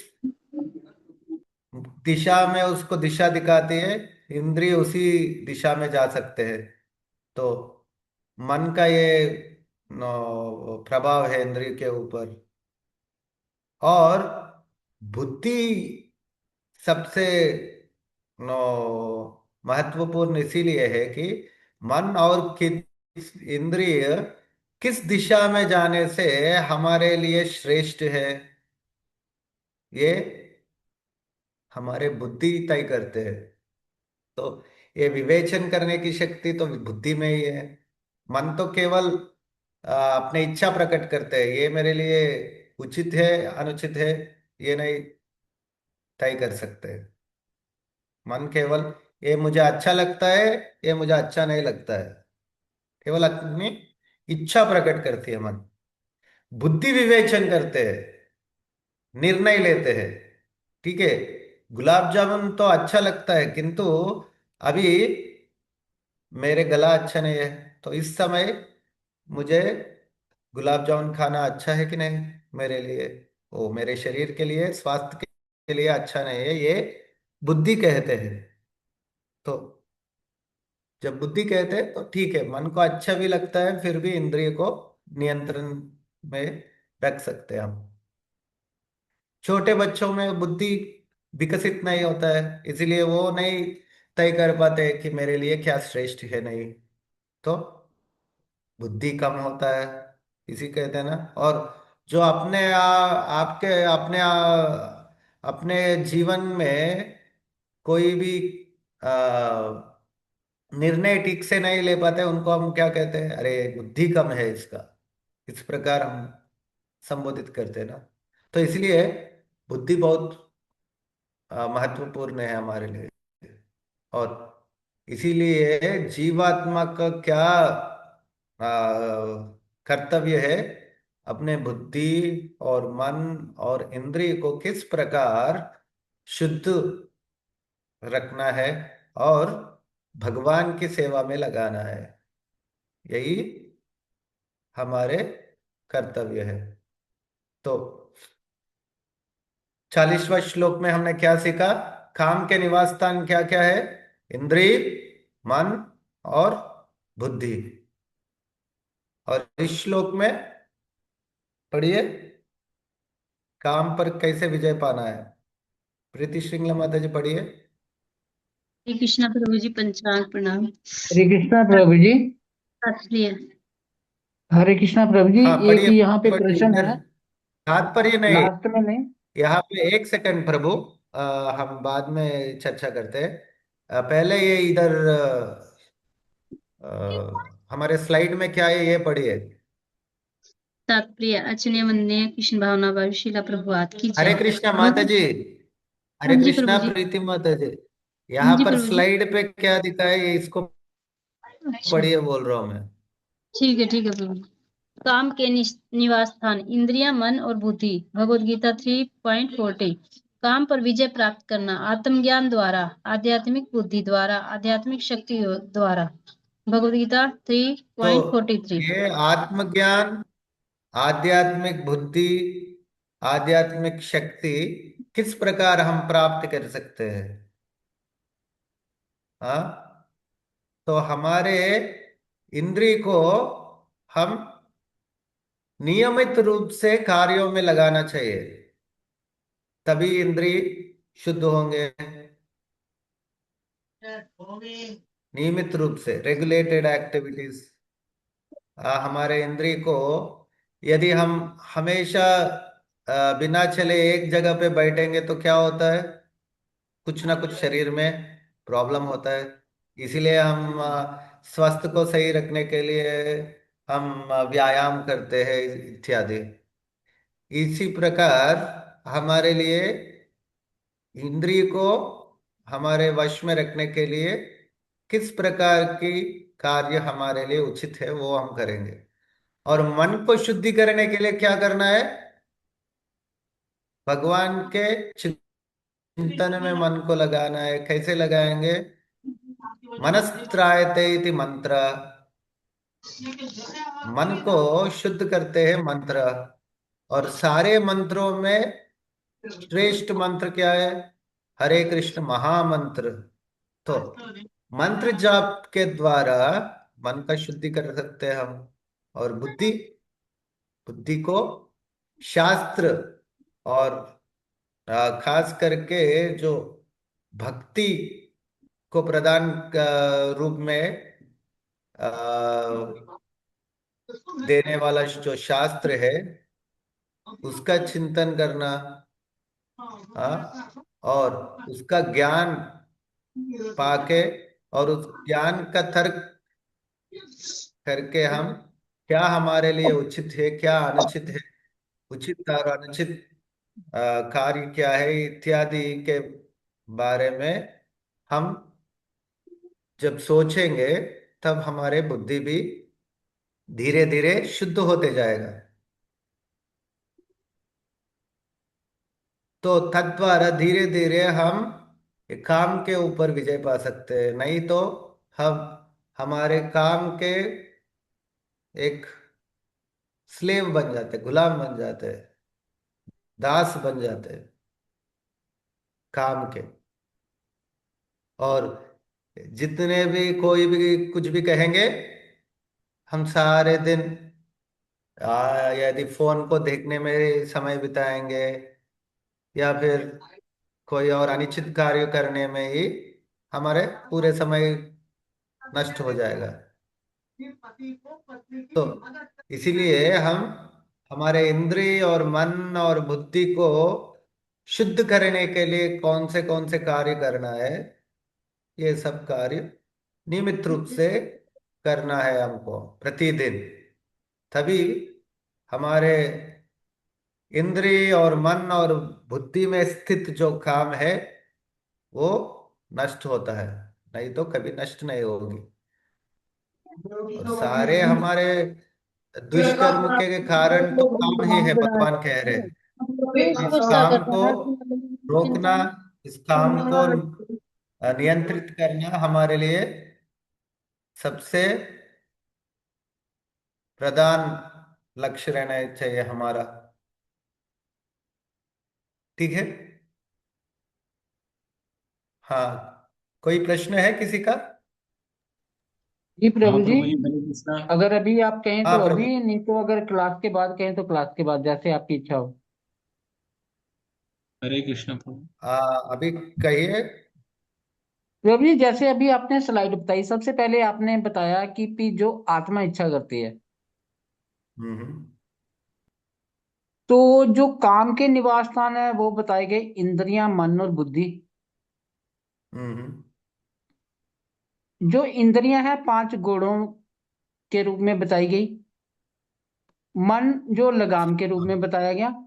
और जो मन जो है वो बुद्धि के अधीन है, वो बुद्धि उसको कैसे चलाना है, वो दिशा कैसे देनी है वो बता रही है। तो जीवात्मा अपने हम्म। पीछे बताई, जो जीव है वो हम्म। पीछे बताया। तो अगर हम इसको कंपैरिजन करें जो गीता के फ्रंट पेज पे है, तो अर्जुन है पीछे हम्म। बैठा हुआ जीवात्मा। तो कृष्ण का हम्म। जो रथ का कंट्रोल है वो कृष्ण जी के हाथ में है, वो बुद्धि हुए। और मन उनके हाथ में है, क्योंकि मन तो कृष्ण जी भगवान तो कह ही रहे हैं कि आत्मा मेरे नहीं को मन दे दो। परमात्मा है। हाँ जी। हाँ। तो इस प्रकार आप दोनों को कंपेयर नहीं कर तो सकते। इसका मतलब है कि वो कृष्ण युद्ध ही भूमि में बुद्धि यदि से वेश हमारे ले रहे थे। बुद्धि को हम्म तो सारा युद्ध तो बुद्धि ने तो किया। बुद्धि को इसीलिए हम शास्त्र के अनुसार शास्त्र का क्या नियम है, भगवान का क्या उपदेश है, उसको सुन के यदि हमारे बुद्धि को हम शुद्ध करेंगे तभी हमारा जीवन सार्थक बनेगा। तो तो बुद्धि प्रभु को जी जब ज्ञान किस कहाँ से आ रहा है, ये सर्वप्रथम सर्व विषय है। शुद्ध चेतना से, शुद्ध चेतना कहाँ है, हमारे अशुद्ध तो चेतना है, वो तो इसीलिए भौतिक वही सृष्टि में है वही हम। वही तो कहीं से उसको बुद्धि को ज्ञान आ रहा है, चाहे वो अच्छा ज्ञान है चाहे बुरा ज्ञान है, वो देने वाला तो कोई हाँ प्रदाता है ना। तो वहां पे जो उसको हाँ सिंबॉलिक, भगवान श्री कृष्ण को सिंबॉलिकली वो वहां पे जो स्थापित करा गया, तो इसका मतलब भगवान उसकी बुद्धि में स्थापित हुए ना प्रभु जी, अर्जुन की, रथ पे नहीं हुए। हाँ। परमात्मा हमारे हमारे सारे इंद्रिय जो स्थूल और सूक्ष्म में बुद्धि के बहुत निकट होते हैं परमात्मा। क्यों? क्योंकि केवल बुद्धि से ही हम परमात्मा का जो आदेश है उसका पालन कर सकते हैं। वहां पर सिंबॉलिकली नहीं दिखाया, वो तो वास्तव रूप में भगवान स्वयं अर्जुन को लेके जा रहे हैं, इसीलिए उसकी विशेषता है। और इसका बहुत ही निगूढ़ विशेषता है कि भगवान किस प्रकार अपने भक्तों के प्रति दयालु है। और केवल भगवान की दया के वजह से ही इस सृष्टि में हमको भगवत गीता के जैसे दिव्य उपदेश मिल रहा है, और इस सृष्टि के जो काल चक्र है और जो कर्म चक्र है उससे बाहर जाने का एक अवसर मिल रहा है। तो तो प्रभु जी भगवान की यहाँ पे करुणा जो व्यक्त कर निवास रहे हैं स्थान वहां पर। बताए हैं मन बुद्धि और इंद्रिय, तो फिर वो आत्मा आदेश दे हाँ रही हाँ। है, आत्मा इच्छा कर रही है, तो निवास स्थान ये तीनों कैसे हो सकते हैं? बुद्धि तो भगवान के स्वरूप हो गई। क्योंकि आत्मा तो नो सच्चिद आनंद है, सहज रूप सहज स्वरूप। तो आत्मा को स्थूल और सूक्ष्म शरीर आवरण करने के बाद ही इस प्रकार आचार व्यवहार हमारे भौतिक भौतिक जगत में इस प्रकार हमारे आचार व्यवहार है। यदि स्थूल और सूक्ष्म शरीर नहीं है तो आत्मा को कुछ लेना देना नहीं है इस भौतिक जगत से। किस प्रकार अभी मेरे हाथ को, मेरे जो शॉल है ये आवरण कर दिया, और जब मैं हाथ दिखा रहा हूं तो आपको क्या दिख रहे हैं, केवल मेरे चादर और शॉल दिख रहे हैं ना। तो मैं कहूंगा कि आत्मा मेरे यदि मेरे हाथ आत्मा है तो आत्मा के इच्छा के अनुसार मेरे जो इंद्रिय या मन इधर उधर जा रहे हैं। किंतु हम बोलेंगे कि चादर रूढ़ रहे हैं। समझ गए प्रभु? ठीक है प्रभु जी, अभी दिमाग में घुसी नहीं बात, चलो फिर भी हम क्लास के बाद जहाँ फिर आगे समझते हैं प्रभु जी। ठीक है। और कोई? हरे कृष्णा प्रभु जी। हरे कृष्णा। ऋचा माता जी हरे कहिए। हरे कृष्णा प्रभु जी, दंडवत प्रणाम। हम्म। प्रभु जी, एक छोटा सा ही क्वेश्चन था। जैसे आप बता रहे थे ना कि मन को भगवान के चिंतन में करके इसका काम को खत्म किया जा सकता है, तो प्रभु जी मेरा छोटा सा क्वेश्चन कि मतलब एक ऐसी स्टेज आती है कि जब काम बिल्कुल खत्म हो जाता है, कि जब तक हम इस संसार में रहेंगे साथ साथ में चलता ही रहेगा, मतलब ये कंपटीशन हमेशा चलता रहेगा, कि यहाँ एक ऐसा फेस भी आएगा कि जब ये बिल्कुल ही खत्म हो जाएगा? बस ये पूछना था। जब भगवान के प्रति पूर्ण रूप से प्रेम उत्पन्न होगा तभी काम खत्म हो गया ये कह सकते हैं। और जब तक हमारे भौतिक शरीर है तब तक काम रह सकता है, मतलब इसका डेंजर है। क्योंकि ये हमारे भौतिक शरीर है, भौतिक इंद्रिय है, तो इंद्रिय तृप्ति करने की हमारे सोच आ सकता है। जब तक पूर्ण रूप से हम स्थूल और सूक्ष्म शरीर से दूर नहीं हो जाते तब तक ये डेंजर है। इसीलिए हम हमेशा सतर्क रहना है हमें, कि जी। हम शास्त्र के अनुसार और भगवान के प्रीति के लिए ही हम अपनी आलोचना इसी प्रकार रखेंगे और हमारे इंद्रिय को भी केवल भगवान के सेवा में ही लगाएंगे। इस प्रकार एक दृढ़ संकल्प रहना है, नहीं तो कभी भी हम नो इस मार्ग से हट सकते हैं।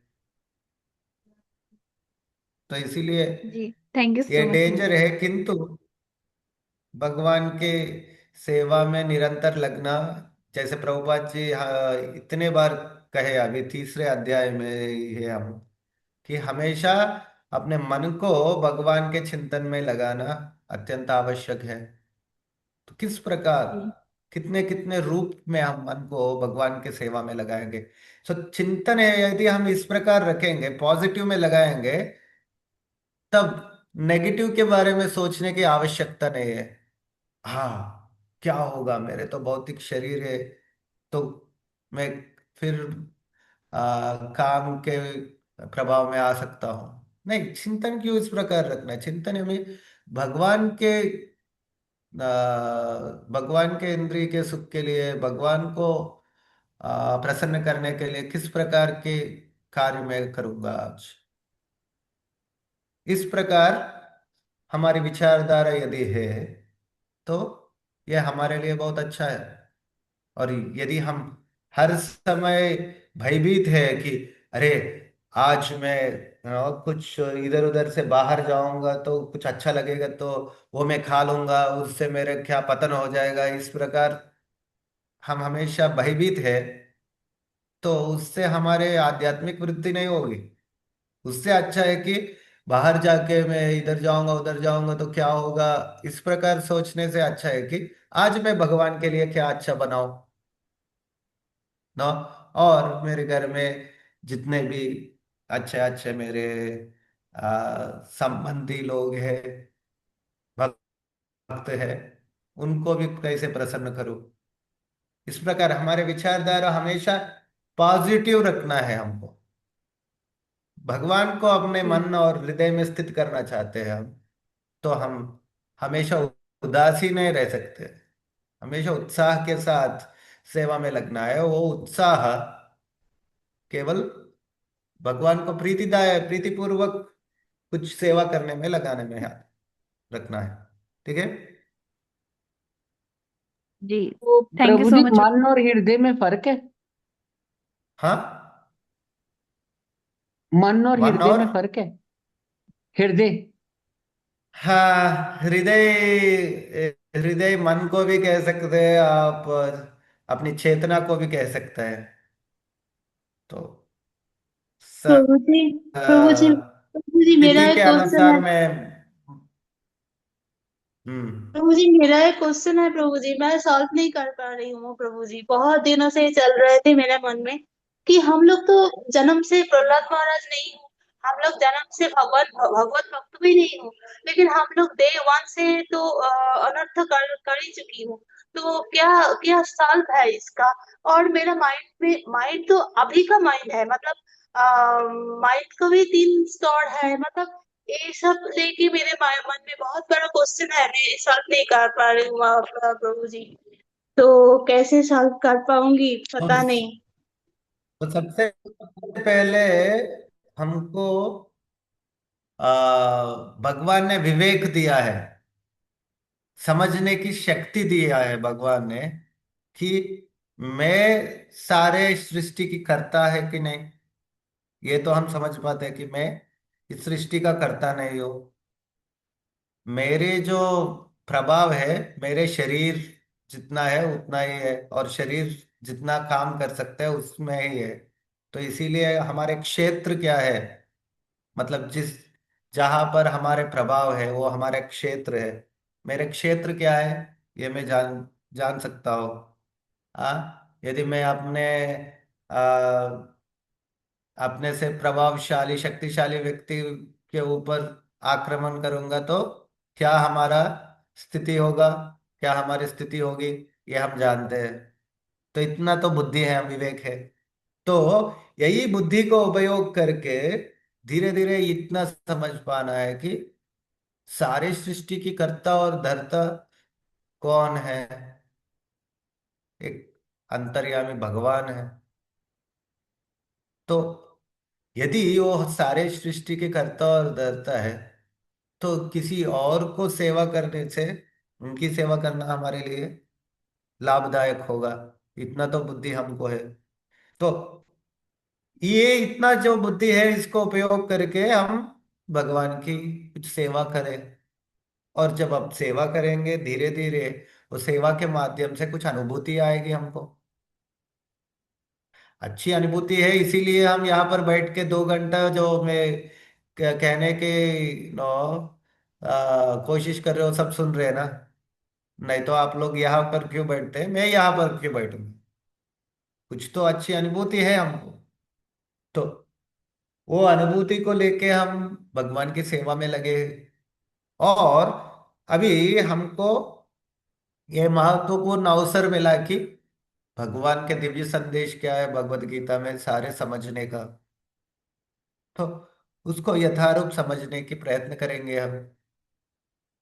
और धीरे धीरे हमारे इंद्रिय, हमारे मन और बुद्धि जब शुद्ध होते जाएंगे, तो क्रम पूर्वक सारे जो विज्ञान है हमारे हृदय में उसका विकसित होगा। तब हम भगवान के चिन्मय जगत और भगवान के दिव्य नाम, दिव्य रूप और दिव्य गुण और दिव्य लीला के बारे में पूर्ण रूप से जान सकते हैं। तब तक हम नियमित रूप से श्रवण कीर्तन और शील प्रभुपाद जी जितने हमको भक्ति में, सेवा में, भगवान के सेवा में लगाने का अवसर दिया, सारे लेना है। क्योंकि यदि नहीं लेंगे तो क्या होगा? मन, इंद्रिय और बुद्धि को काम आवरण करेगा। यदि काम से फिर से आवरण हो जाएगा वो, तो आध्यात्मिक मार्ग में हमारे प्रगति नहीं होगी। तो अनुभूति के साथ साथ एक अच्छी अनुभूति मिली, तो वो अनुभूति लेकर हमको और उत्साहित होकर भक्ति में आगे बढ़ने के लिए हम कार्य करना है। आज ऐसा नहीं है कि आज बहुत अच्छा लगा, मैं कीर्तन में गया हो, बहुत अच्छा लगा, मन बहुत प्रशांत है, इसीलिए मैं 4 दिन सो जाता हूँ, बिंदास हूँ अभी मैं, तो इसीलिए 4 दिन और कुछ नहीं करूंगा, सो जाता हूँ। जब फिर से जब मुझे अच्छा नहीं लगेगा, मेरे मन में कुछ गलत विचारधारा आएगा, तभी मैं भगवान के पास जाऊंगा। इस प्रकार यदि हम सोचते हैं, तो हमारे प्रगति ज्यादा नहीं होगा। जब भी मुझे कुछ प्रॉब्लम आएगी, तभी मैं भगवान के पास जाऊंगा, नहीं तो मैं अपने इंद्रिय तृप्ति में लगे रहूंगा। तो आप बहुत ही अल्प संतुष्टि है, और आध्यात्मिक मार्ग में अल्प संतुष्टि रहना चाहिए। क्योंकि ये इस प्रकार की मूर्खता है। आपको यदि कोई बहुत बम्पर बड़ा लॉटरी लगाने के लिए, 1 करोड़ का लॉटरी लगाने के लग गए आप, और जाके 1 करोड़ रुपए कलेक्ट करने के लिए बोले, तो आप वहां पर गए और पूरे पैसा देखकर, अरे मेरे पॉकेट में तो खाली 500 रुपए आ जाता है, इसलिए मैं खाली ये 5 नोट रख लेता हूँ, बाकी छोड़ दो, ऐसा करके छोड़ के आ गया। क्योंकि आलस है। आध्यात्मिक मार्ग में भी हम यही कर रहे हैं कि हम थोड़े एक बार भगवान के मंदिर गए, बहुत अच्छा लगा, तो और करना है। उससे संतुष्ट होकर आज अच्छा लगा, अगले सप्ताह, अगले वीकेंड में अब मैं मंदिर जाऊंगा, तभी 2-3 माला करूंगा। तब तक मैं अपना भौतिक प्रगति के लिए और जो कार्य करना है उसी में लगे रहूंगा। इस प्रकार की चेतना रहेगी तो प्रगति नहीं होगी हमारी। ठीक है। हरे कृष्णा प्रभु जी। जी यस प्रभु। हरे कृष्ण। हरे कृष्ण प्रभु जी। हरे कृष्णा। कहिए। यस हाँ प्रभु प्रभु जी। कहिए। प्रभु जी ऐसा था ना, जिसमें जैसे आपने हमें बताया चार्ट में कि जो आत्मा है वो श्रेष्ठ है और बुद्धि से श्रेष्ठ है। तो होता तो ये, हम्म। जैसे हमने बताया कि भाई हमारी आत्मा जो है वो इच्छा उत्पन्न करती है। उसके बाद बुद्धि तो उसे बताती है कि भाई ये सही है या गलत है। और वो मन को उसको फिल्टर करके देती है कि भाई तुझे ये करना है, अब ये नहीं करना। फिर वो इस सेंस इंद्रियों से वो काम करते हैं हम लोग। तो फिर बुद्धि को श्रेष्ठ होना चाहिए ना। आत्मा तो का तो स्वभाव है, वो अपना इच्छा पूरी कर उत्पन्न कर रही है अपनी। तो फिर आत्मा को श्रेष्ठ क्यों रखा गया है? वो उससे श्रेष्ठ तो बुद्धि है, जो ये बताती है कि नहीं तुम्हें ये नहीं करना चाहिए। हाँ, तो बुद्धि का कार्य है आत्मा को क्या श्रेष्ठ है, उचित है, अनुचित है, ये बताना। हम्म। लेकिन अंतिम इच्छा स्वतंत्रता तो केवल आत्मा क्या ही है। जिस प्रकार एक कंपनी का ओनर है, वो अनेक व्यक्ति को अपने के लिए काम करने के लिए रखते हैं। तो बाकी लोग लक्ष्मी ले रहे तो एक एक रूप से देखेंगे तो वो तो दास है उनका। जैसे राजा और राजा के साथ जितने भी व्यक्ति रहते हैं, तो राजा के अंडर जो लोग काम कर रहे हैं, वो राजा को इस स्थिति में क्या करना है ये वो बता रहे, किंतु स्वतंत्रता पूर्ण रूप से राजा का ही है। उनके मंत्रियों को स्वतंत्रता नहीं है पूर्ण रूप से, क्योंकि राजा ही उसका फल भोग रहे ना। सारे प्रजा का जितना भी नो कर्म है वो राजा को आते हैं, और राजा को नर रूप देवता माना गया है। तो इसी प्रकार आत्मा ही पूर्ण रूप से स्वतंत्र है। स्वतंत्रता आत्मा की है। और ये स्थूल और सूक्ष्म शरीर, ये तो नो केवल आत्मा को अपने इच्छा प्रकट करने का एक माध्यम बना रहे हैं।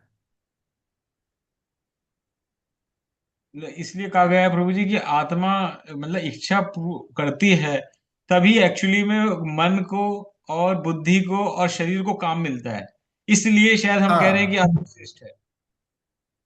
अदरवाइज अगर हाँ, आत्मा के, और इसका अर्थ ये भी मैं कह चेतन सकता हूँ कि चेतन प्रभु। चेतना केवल आत्मा का गुण है। हाँ, मन बुद्धि अहंकार और इंद्रिय सारे अचेतन है। आत्मा मतलब इसको एकदम से। हमारे शरीर में स्थित है, इसीलिए सारे कार्य कर रहे हैं। एक प्रकार के मशीनरी है। हाँ नहीं प्रभु जी, इसमें ठीक है। ऐसा भी है ना। हाँ मतलब जैसे प्रभुपाद जी ने अपने लेक्चर में कहा था कि भाई हम जब तक हम आत्मा जो है वो जड़ तो है नहीं, तो वो कामना तो करेगी करेगी। ऐसा नहीं है कि वो कभी कामना नहीं, अगर वो मतलब कामना नहीं करेगी तो फिर तो वो आत्मा मतलब रहेगा ही नहीं, इंसान शरीर में ही नहीं होगा, आत्मा रहेगी नहीं। तो मतलब उसको हम्म। शुद्ध करना है। तो शुद्ध मतलब एक ढंग से आत्मा हाँ। जो है वो काम दे रही है। मतलब बुद्धि को भी दे रही है, मन को भी दे रही है, इंद्रियों को भी दे रही है, काम दे रही है। इसलिए उसको हमने श्रेष्ठता पे रख दिया है कि अगर वो नहीं होगी तो हम जड़ हो जाएंगे, हमारा शरीर भी खत्म हो जाएगा, हमारा मन भी, सब कुछ खत्म हो जाएगा। इसलिए हमने शायद आत्मा को जो है श्रेष्ठता पे रखा है, इसका मतलब ये है। हाँ, वो भी है। और ये भौतिक दृष्टिकोण से जो मन और बुद्धि है प्रभु जी, वो तो अचेतन है। आत्मा केवल चेतन है। हम्म। आत्मा को स्वयं सच्चित आनंद रूपी आत्मा जब उसको चित्त और आनंद हम कह रहे हैं, तो आत्मा के अपने स्वयं बुद्धि और मन है।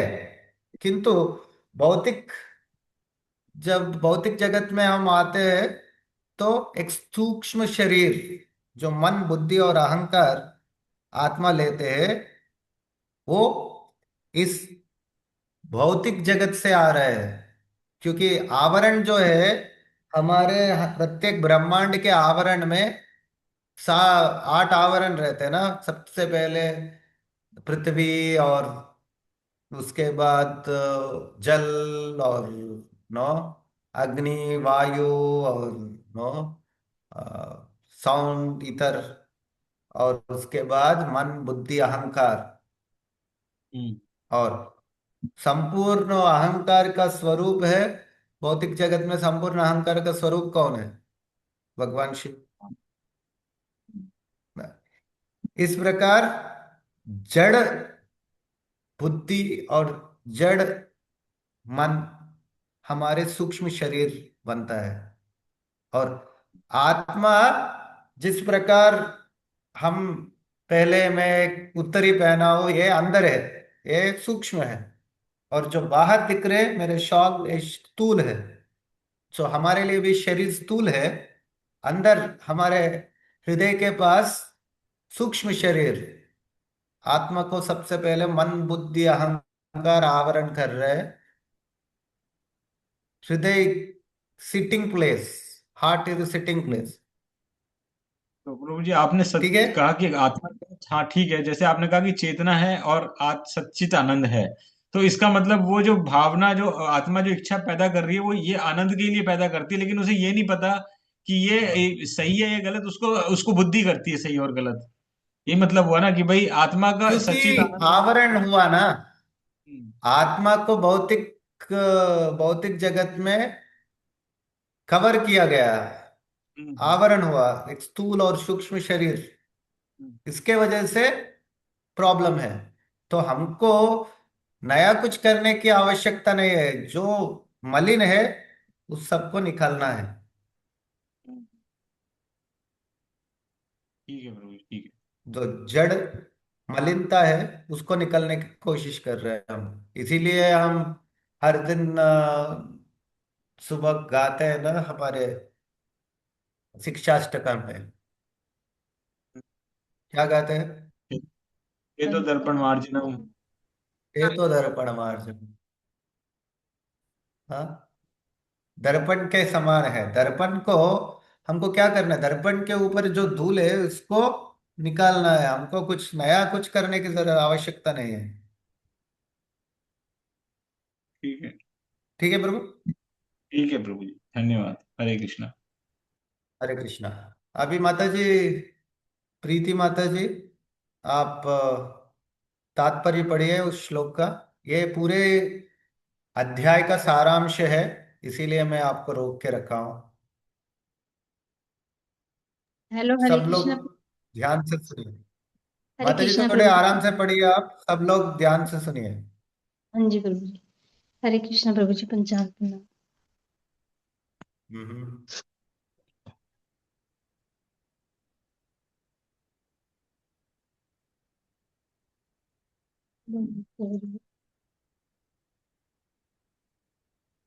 पढ़िए माता जी।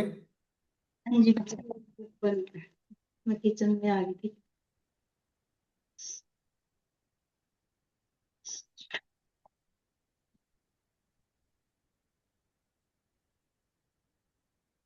हरे कृष्णा प्रभु जी, पंचांग प्रणाम। प्रातःकालीन वंदनीय प्रातःकालीन समय कृष्ण भावना भावी शिला प्रभुपाद के द्वारा शिला प्रभुपाद की जय। भगवत गीता का यह तृतीय अध्याय निष्कर्षतः मनुष्य को निर्देश देता है कि वह निर्विशेष शून्यवाद को चरम लक्ष्य न मानकर अपने आप को भगवान का शाश्वत सेवक समझते हुए कृष्ण भावनामृत में प्रवृत्त हो। भौतिक जीवन में मनुष्य काम तथा प्रकृति पर प्रभुत्व पाने की इच्छा से प्रभावित होता है।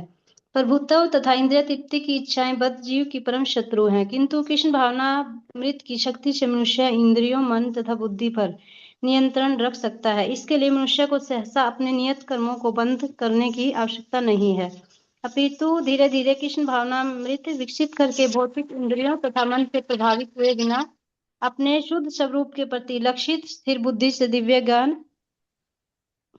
से दिव्य स्थिति को प्राप्त हुआ जा सकता है। यही इस अध्याय का सारांश है। सांसारिक जीवन की अपरिपक्व अवस्था में दार्शनिक चिंतन तथा यौगिक आसनों के अभ्यास से इंद्रियों को वश में करने के कृत्रिम प्रयासों से आध्यात्मिक जीवन प्राप्त करने में सहायता नहीं मिलती। उसे श्रेष्ठ बुद्धि द्वारा कृष्ण भावनामृत में प्रशिक्षित होना चाहिए। इस प्रकार श्रीमद् भगवद गीता के तृतीय अध्याय कर्मयोग का भक्ति वेदांत तात्पर्य पूर्ण हुआ। तो यहाँ पर शिला प्रभुपाद जी कहते हैं सबसे पहले तो जो निर्विशेष और शून्यवादी का खंडन करते हैं, क्योंकि वो जिस प्रकार के हाँ, उनका साधना है वो हमको किसी काम का नहीं है, क्योंकि हमारे जो अवस्था है बद्ध अवस्था है, और जब हम हमारे जो सबसे पहले स्थिति जो है उसको क्या कहते हैं, मध्यमा उत्तम कनिष्ठ स्थिति। जो कनिष्ठ स्थिति में हम अपने इंद्रिय को नियंत्रित ही नहीं कर पाते पूर्ण रूप से, तो हम किस प्रकार ये कठिन कठिन कार्य कर सकते हैं। हमारे मन हमेशा विचलित है, और हमको कहा गया कि एक आप सुनसान मन में कुछ चिंता मत रखो आप, नो एक समय सारे इंद्रिय को बंद करके अपने मन को भी पूर्ण रूप से कोई भी चिंतन चिंतन में मत रखो। एक केवल एक प्रकाश को देखो और उस प्रकाश में विलीन हो जाओ। इस प्रकार अनेक अनेक साधन लोग बोलते हैं, और बहुत सारे लोग जाते भी हैं और उसको करने की चेष्टा भी करते हैं, किंतु जब तक हमारे मन और इंद्रिय और बुद्धि में काम की वासना है, तो पूर्ण रूप से वो तो हमारे लिए संभव ही नहीं। इसीलिए लोग थोड़ी देर के लिए अच्छा लगता है, जैसे बहुत शरारत करते बच्चों को थोड़े देर के लिए आप एक रूम में बंद करो, वो चुपचाप है तो पूरे घर में बहुत अच्छा लग रहा है, बहुत ही खामोश है सब, इस प्रकार। किंतु जब वापस आप खोलेंगे भी डोर, और फिर भी वो शरारत करेंगे उनका, तो उससे आपका परमानेंट सॉल्यूशन नहीं मिलेगा। तो इसी प्रकार भक्ति में भी परमानेंट सॉल्यूशन, सॉरी, आध्यात्मिक मार्ग में भी परमानेंट सॉल्यूशन केवल इंद्रिय को हम भक्ति में लगाने से ही मिलेगा। इंद्रिय को पूर्ण रूप से हम कोई कार्य में नहीं लगाएंगे और खंडमुठ संन्यास ले लेंगे, इस प्रकार यदि हमारे साधन है तो उससे आध्यात्मिक मार्ग में कुछ प्रगति नहीं होगी। यही विषय भगवान पहले से कह रहे कि कर्मयोग श्रेष्ठ है कर्म त्याग से। और कर्मयोग में क्या करते हैं हम, धीरे धीरे हमारे इंद्रियों को, मन को और बुद्धि को भगवान की ओर कैसे मोड़ना है, इसको हम सीख रहे हैं। यही ये अध्याय का सारांश है। ठीक है, किसी का कुछ प्रश्न? हरे कृष्णा नहीं तो प्रभु हम जी। अभी अध्याय 4 में जाएंगे। नहीं प्रभु जी, अध्याय ये 4 थोड़ा क्या? सा समझना समझना जरूरी है प्रभु जी, नहीं तो हम नहीं समझ हाँ पाएंगे कहिए ये। प्रभु। तो प्रभु जी, जैसे पहले अभी आपने बताया कि जो आत्मा है वो चेतन है, हाँ हाँ तो आत्मा ही इच्छा कर रही है। हाँ। तो काम के निवास स्थान आपने बताए मन, बुद्धि और इंद्रियां। तो हम्म। इसके साथ चार सब्जेक्ट और हैं, क्रोध है, मोह है, लोभ है, अहंकार है, ये इनका निवास हम्म। स्थान कहाँ पे है? वो और अगर ये काम के यंत्र है बाद उत्पन्न होने प्रभु जी, वाले चीज है वो। अगर ये यंत्र है जिसको आपने एक यंत्र बताया है, आत्मा, मन, बुद्धि, अहंकार, चेतना, हम्म। तो इसका कंट्रोलर कौन है? फिर इसको ड्राइव कौन कर रहा है? आत्मा को यंत्र काम नहीं तो कहा हूं कभी मैं। खत्म नहीं होगा। हाँ जी। मैंने कहा कि मन बुद्धि अहंकार अचेतन है, आत्मा चेतन है। आत्मा को यंत्र नहीं कहा मैंने। नहीं, आत्मा को नहीं आपने कहा। अगर वो जो मन बुद्धि अहंकार है, जड़ है, इसको हम अगर जंतर मानते हैं, इनसे काम करवाया जा सकता है, तो इसको कंट्रोल कौन कर रहा है? जबकि आत्मा ही इच्छा कर रही है। आत्मा, हाँ आत्मा कंट्रोलर है, तो फिर बुद्धि का क्या हाँ काम है? ठीक। तो आत्मा कंट्रोलर है, किंतु बद्ध जीव मतलब वो अपने कंट्रोल खो चुके हैं। वो पूरे कंट्रोल अपने मन बुद्धि और इंद्रिय को दे दिए। तो जिस बुद्धि जो है, प्रकार जिस प्रकार बुद्धि, एक व्यक्ति अपनी सहनता खो लेते हैं कब, जब कोई पिए व्यक्ति हो, वो तो पूर्ण रूप से अपना सहनता खो ली, तो उनके वश में नहीं है। तो उनको पहले क्या करना है, हमको वश में लाना होगा, उसके बाद ही आप कह सकते हैं कि कुछ करेंगे वो। उसी प्रकार हम अपने इंद्री को नियंत्रित करने से धीरे धीरे हम सहज स्थिति में आने का प्रयास कर सकते हैं। तो इसीलिए सबसे पहले इंद्रिय और मन और बुद्धि, इन तीनों को हम नो भक्ति में लगाना आवश्यक है। प्रभु जी जैसे और आपने जो बताया कि आपके आत्मा, प्रश्न है, आत्मा एक इच्छा कर सेकंड रही प्रभु, है। हरे कृष्णा प्रभु, एक सेकंड पूरे सुनिए, उसके बाद जो आपका प्रश्न है इच्छा, इच्छा में कुछ गलती नहीं है।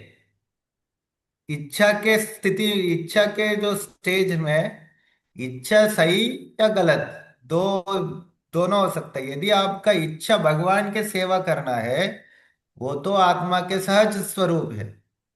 लेकिन जब इच्छा, यहाँ पर जो अंतिम तात्पर्य में भगवान शिल प्रभुपाद जी तात्पर्य में कहते हैं, जब हमारे इच्छा इंद्रिय तृप्ति करना है और मुझे राज करना है, सब सबका मैं ही कर्ता मानता हूं, कर्ता यदि हम मानते हैं, तो वो इच्छा अनुचित है। तो ये अनुचित इच्छा कहाँ से उत्पन्न हो रहा है? हमारी सहज स्थिति तो नहीं है, तो कोई आवरण है, इसके वजह से ही हो रहे हैं ना। तो वो आवरण के बारे में कह रहे हैं पूरे भगवत गीता में। ये आवरण में किस प्रकार की आवरण से कैसे अनुचित कार्य हो रहा है, तो आवरण के बारे में तो हम जानना आवश्यक है। बिना जाने आप उसको कैसे निकालेंगे? तो बुद्धि में क्या मलिनता है, मन में क्या मलिनता है, बुद्धि की विचारधारा इस प्रकार के है, किंतु आत्मा जो इच्छा करते हैं वो अभी तो भौतिक जगत में, जब तक हमको भौतिक शरीर है, तो स्थूल और सूक्ष्म शरीर है, उसके माध्यम से ही कार्य कर सकते हैं हम। जब पूर्ण रूप से स्वतंत्र हो जाएंगे हम भौतिक शरीर से, तभी हम अपने आध्यात्मिक जो शरीर है उसके द्वारा कार्य कर सकते हैं। तो अभी हमारे क्या कर्तव्य है, ये भौतिक शरीर में हमको जो इंद्रिय और मन और बुद्धि दी गई है, इसको कैसे भगवान के सेवा में लगाकर शुद्ध कर सकते हैं हम। जब वो शुद्ध हो जाते हैं, तो उसमें और हमारे आध्यात्मिक रूपी जो आत्मा है, उसमें दोनों में कुछ अंतर नहीं रहेगा। इसीलिए जो व्यक्ति पूर्ण रूप से अपने शरीर को भी भगवान की सेवा में लगाते हैं, जैसे परम पूजनीय गुरुवर्य, उनको शरीर को भी हम आध्यात्मिक मानते हैं, और उनके शरीर का भी हम पूजा करते हैं, और इसीलिए उनका समाधि भी करते हैं। तो जड़ और चेतन, ये दोनों में अंतर इसीलिए है क्योंकि जो पदार्थ हम भगवान की सेवा में नहीं लगाते हैं, भगवान की नो प्रसन्नता के लिए हम उसका उपयोग नहीं करते, वो जड़ हो जाता है। और सारे जो जितने भी पदार्थ है, जब भगवान की सेवा में लगते हैं वो सब चेतन बन जाता है। तो आध्यात्मिक जगत में सारे पदार्थ चेतन है, ये तो आप सुने ही होंगे कथा में। तो ये सुनने के लिए बहुत मूलभूत फंडामेंटल प्रिंसिपल है, किंतु इसका भी एक अनुभूति बहुत ही सूक्ष्म है। सो दूसरे अध्याय में जो भगवान आत्मा और शरीर के बीच में क्या क्या अंतर है और उसका क्या क्या कारण है, ये सब बता रहे। ये ज्ञान भी बहुत ही सूक्ष्म है। उसको यदि हम पूर्ण रूप से इसका भी साक्षात्कार है हमारे जीवन में, उससे हमारे प्रगति हो सकता है बहुत। प्रभु ठीक है जी, जो प्रभु। इच्छा इच्छा की उत्पत्ति है वो हम्म। कैसे हो रही है, वो कौन कर रहा है? और अगर आत्मा चेतन अवस्था में है तो जैसे आपने बोला कि इच्छा इच्छा का तो कभी अंत होगा नहीं, वो आपने अग्नि के समान बताया है। तो ये इच्छा कौन उत्पन्न कर रहा है? हम्म। इच्छा तो आत्मा के सहज गुण है। तो प्रभु जी, वो क्या मतलब उत्पत्ति कैसे हो रही है उसकी? ये सारी बाकी चीजें तो जड़ हो गई, वो तो इच्छा उत्पन्न कर नहीं सकते, इच्छा का पालना कर सकते हैं। तो जब आत्मा इच्छा की हम्म। उत्पत्ति कहाँ से कर रही है वो? तो जैसे देखो ना, दुर्योधन के आत्मा मन का में स्वयं इच्छा जागृत स्वरूप, हुई। स्वयं उनका आत्मा का वो गुण है, इच्छा इच्छा करना। की उत्पत्ति करना, चाहे अच्छी है चाहे बुरी है, वो कंट्रोल फिर बुद्धि करती। बुद्धि को आपने जड़ बताया। हाँ हाँ। अगर अच्छी इच्छा है और बुरी इच्छा है, इन दोनों के बीच का जो संयोग है, किस इच्छा की तरफ जाना है, अच्छी इच्छा या बुरी इच्छा, तो उसको कंट्रोल करने वाली बुद्धि है। बुद्धि जड़ है, उसमें चेतना कहाँ से आती है फिर? हाँ हाँ हाँ, ठीक है ठीक है, एक उदाहरण देता हूँ अभी आपको। मैं आपके जगह पे नया आया हूँ। मैं बोला कि पीने के लिए कुछ लेके आइए मेरे लिए।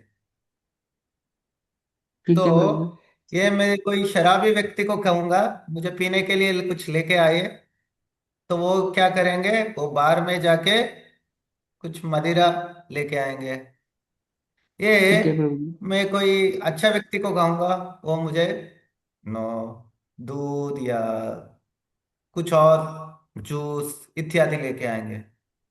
तो गलती मेरे है कि मैं पीने के लिए कुछ मांगा था, मेरा कुछ गलती है उसमें।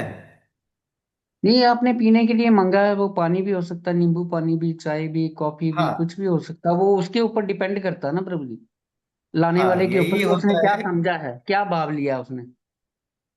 हाँ, तो यही होता है, आत्मा केवल इच्छा करते हैं, लेकिन इच्छा सही या उचित या अनुचित, ये आत्मा के स्थिति में नहीं तय होता है। ये भौतिक जब हमारे स्थूल और सूक्ष्म शरीर के स्थिति में तय होता है कि वो उचित है अनुचित है।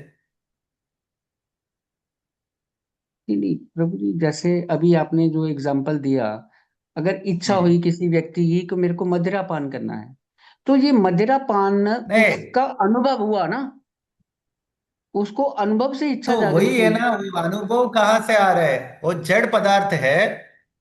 जड़ पदार्थ है, जड़ पदार्थ का अनुभव कहाँ से हुआ? क्योंकि हमारे तो स्थूल और सूक्ष्म शरीर है और इंद्रिय है, और इंद्रिय और विषय वस्तु दोनों एक साथ आ रहे, तो हमारे मन कह रहे ये अच्छा है, तो आत्मा इसका आवाज ले रहे, हाँ ठीक है ठीक है यही अच्छा है। क्यों? आत्मा का यही एक मूल रूप से आत्मा का एक ही प्रॉब्लम है कि तो वो भगवान से विमुख होकर ये जड़ जगत में वो आनंद ढूंढ रहे, यही उसका एकमात्र। जो उसने कानों नो। के माध्यम से ज्ञान इकट्ठा किया है, उसी के अनुसार उसकी अनुभूति बनी, उसी के अनुसार उसका ज्ञान प्रकट हुआ, और उसी ज्ञान ने उसकी इच्छा करी। ये आप कह सकते हैं कि जैसे, तो इस मामले में अगर कोई जन्म से अंधा है, बहरा है, गूंगा है, तो उसने कुछ सुना ही नहीं, उसका कुछ एक्सपीरियंस ही नहीं, तो उसकी क्या स्थिति होगी प्रभु जी? वो उसको बद्धजीव जन्म से होगा। बोल रहे, इस जन्म से है। इस जन्म से ज- अंधा है, लेकिन आत्मा को तो सबसे पहले जब भौतिक जगत में आते कोई जन्म से अंधा ये नहीं पैदा होता है। प्रभु जी सबसे उसकी तो पहले उसका, इंद्रियां एक्टिव नहीं ना हुई। उसकी तीन इंद्रियां जो हाँ हमें विषय वियोग में लगाती हैं, वो आंखें हैं, हाँ प्रभु जी, हमारे आप कान पूरे हैं। रूप से सुनिए। जब मैं बोल रहा हूँ, जब सबसे पहले भौतिक जगत में कोई व्यक्ति आते हैं, उसका मानव जो नो जन्म भी नहीं होता है। उसका सबसे पहले वो ब्रह्म रूप लेते हैं। कोई भी शुद्ध अवस्था में जब भौतिक जगत में आते हैं, भगवान उनको, ठीक है तुम इस सृष्टि के तुम अपने आप कर्ता मानना चाहते हो, तो भगवान उनको सेकेंडरी क्रिएटर बनाते हैं। उनको उसको उस इच्छा को पूरा करने थे भगवान। लेकिन जब वो ब्रह्म बनते हैं, तो तब उसको जब अहंकार बढ़ जाता है, मैं ही करता धरता हूँ, मैं ही भगवान हूँ, और मुझे भगवान की सेवा करने की आवश्यकता नहीं। इस प्रकार वो जब अपराधी बनते हैं, तो वो ब्रह्मा के स्थिति से पतन हो जाते हैं धीरे धीरे। तो हमारे सारे मिस इन्फॉर्मेशन, हमारे सारे जो क्वेश्चंस कहाँ से आते हैं, क्योंकि हम बीच में से देखते हैं। तो सबसे पहले हमारे स्थिति के लिए वो तो शुद्ध स्थिति है। शुद्ध से बद्ध, बद्ध स्थिति में कैसे आ रहे, ये धीरे धीरे होता है पतन, एक झटके में नहीं हो रहे। तो ये प्रभु जी, ये बहुत ही गहरा विषय है। इसके बारे में हम चिंतन करते करते बहुत समय हो जाएगा। तो यदि आपको प्रश्न है और, तो जी प्रभु जी किसी मेरे कीजिए। मेरे से अलग से पूछ सकते हैं। क्योंकि प्रभु जी और आज का चिंतन के लिए हम समय दीजिए, आपका समय ही चाहिए हमें। हाँ, आज का कक्षा यहीं पर हम समाप्त करते हैं। ठीक है। जगत गुरु शिल प्रभुपाद की जय। भगवत गीता की जय। जय गौर प्रेमानंद। हरे हरे कृष्ण। हरे कृष्ण। धन्य तो प्रणाम प्रभु जी। कल हम 14 अध्याय का आरंभ करेंगे। और कल और परसों दो दिनों में 14 अध्याय का भी समाप्त करेंगे। तो सब लोग पूरे 14 अध्याय को अध्ययन करके आइए। ठीक है।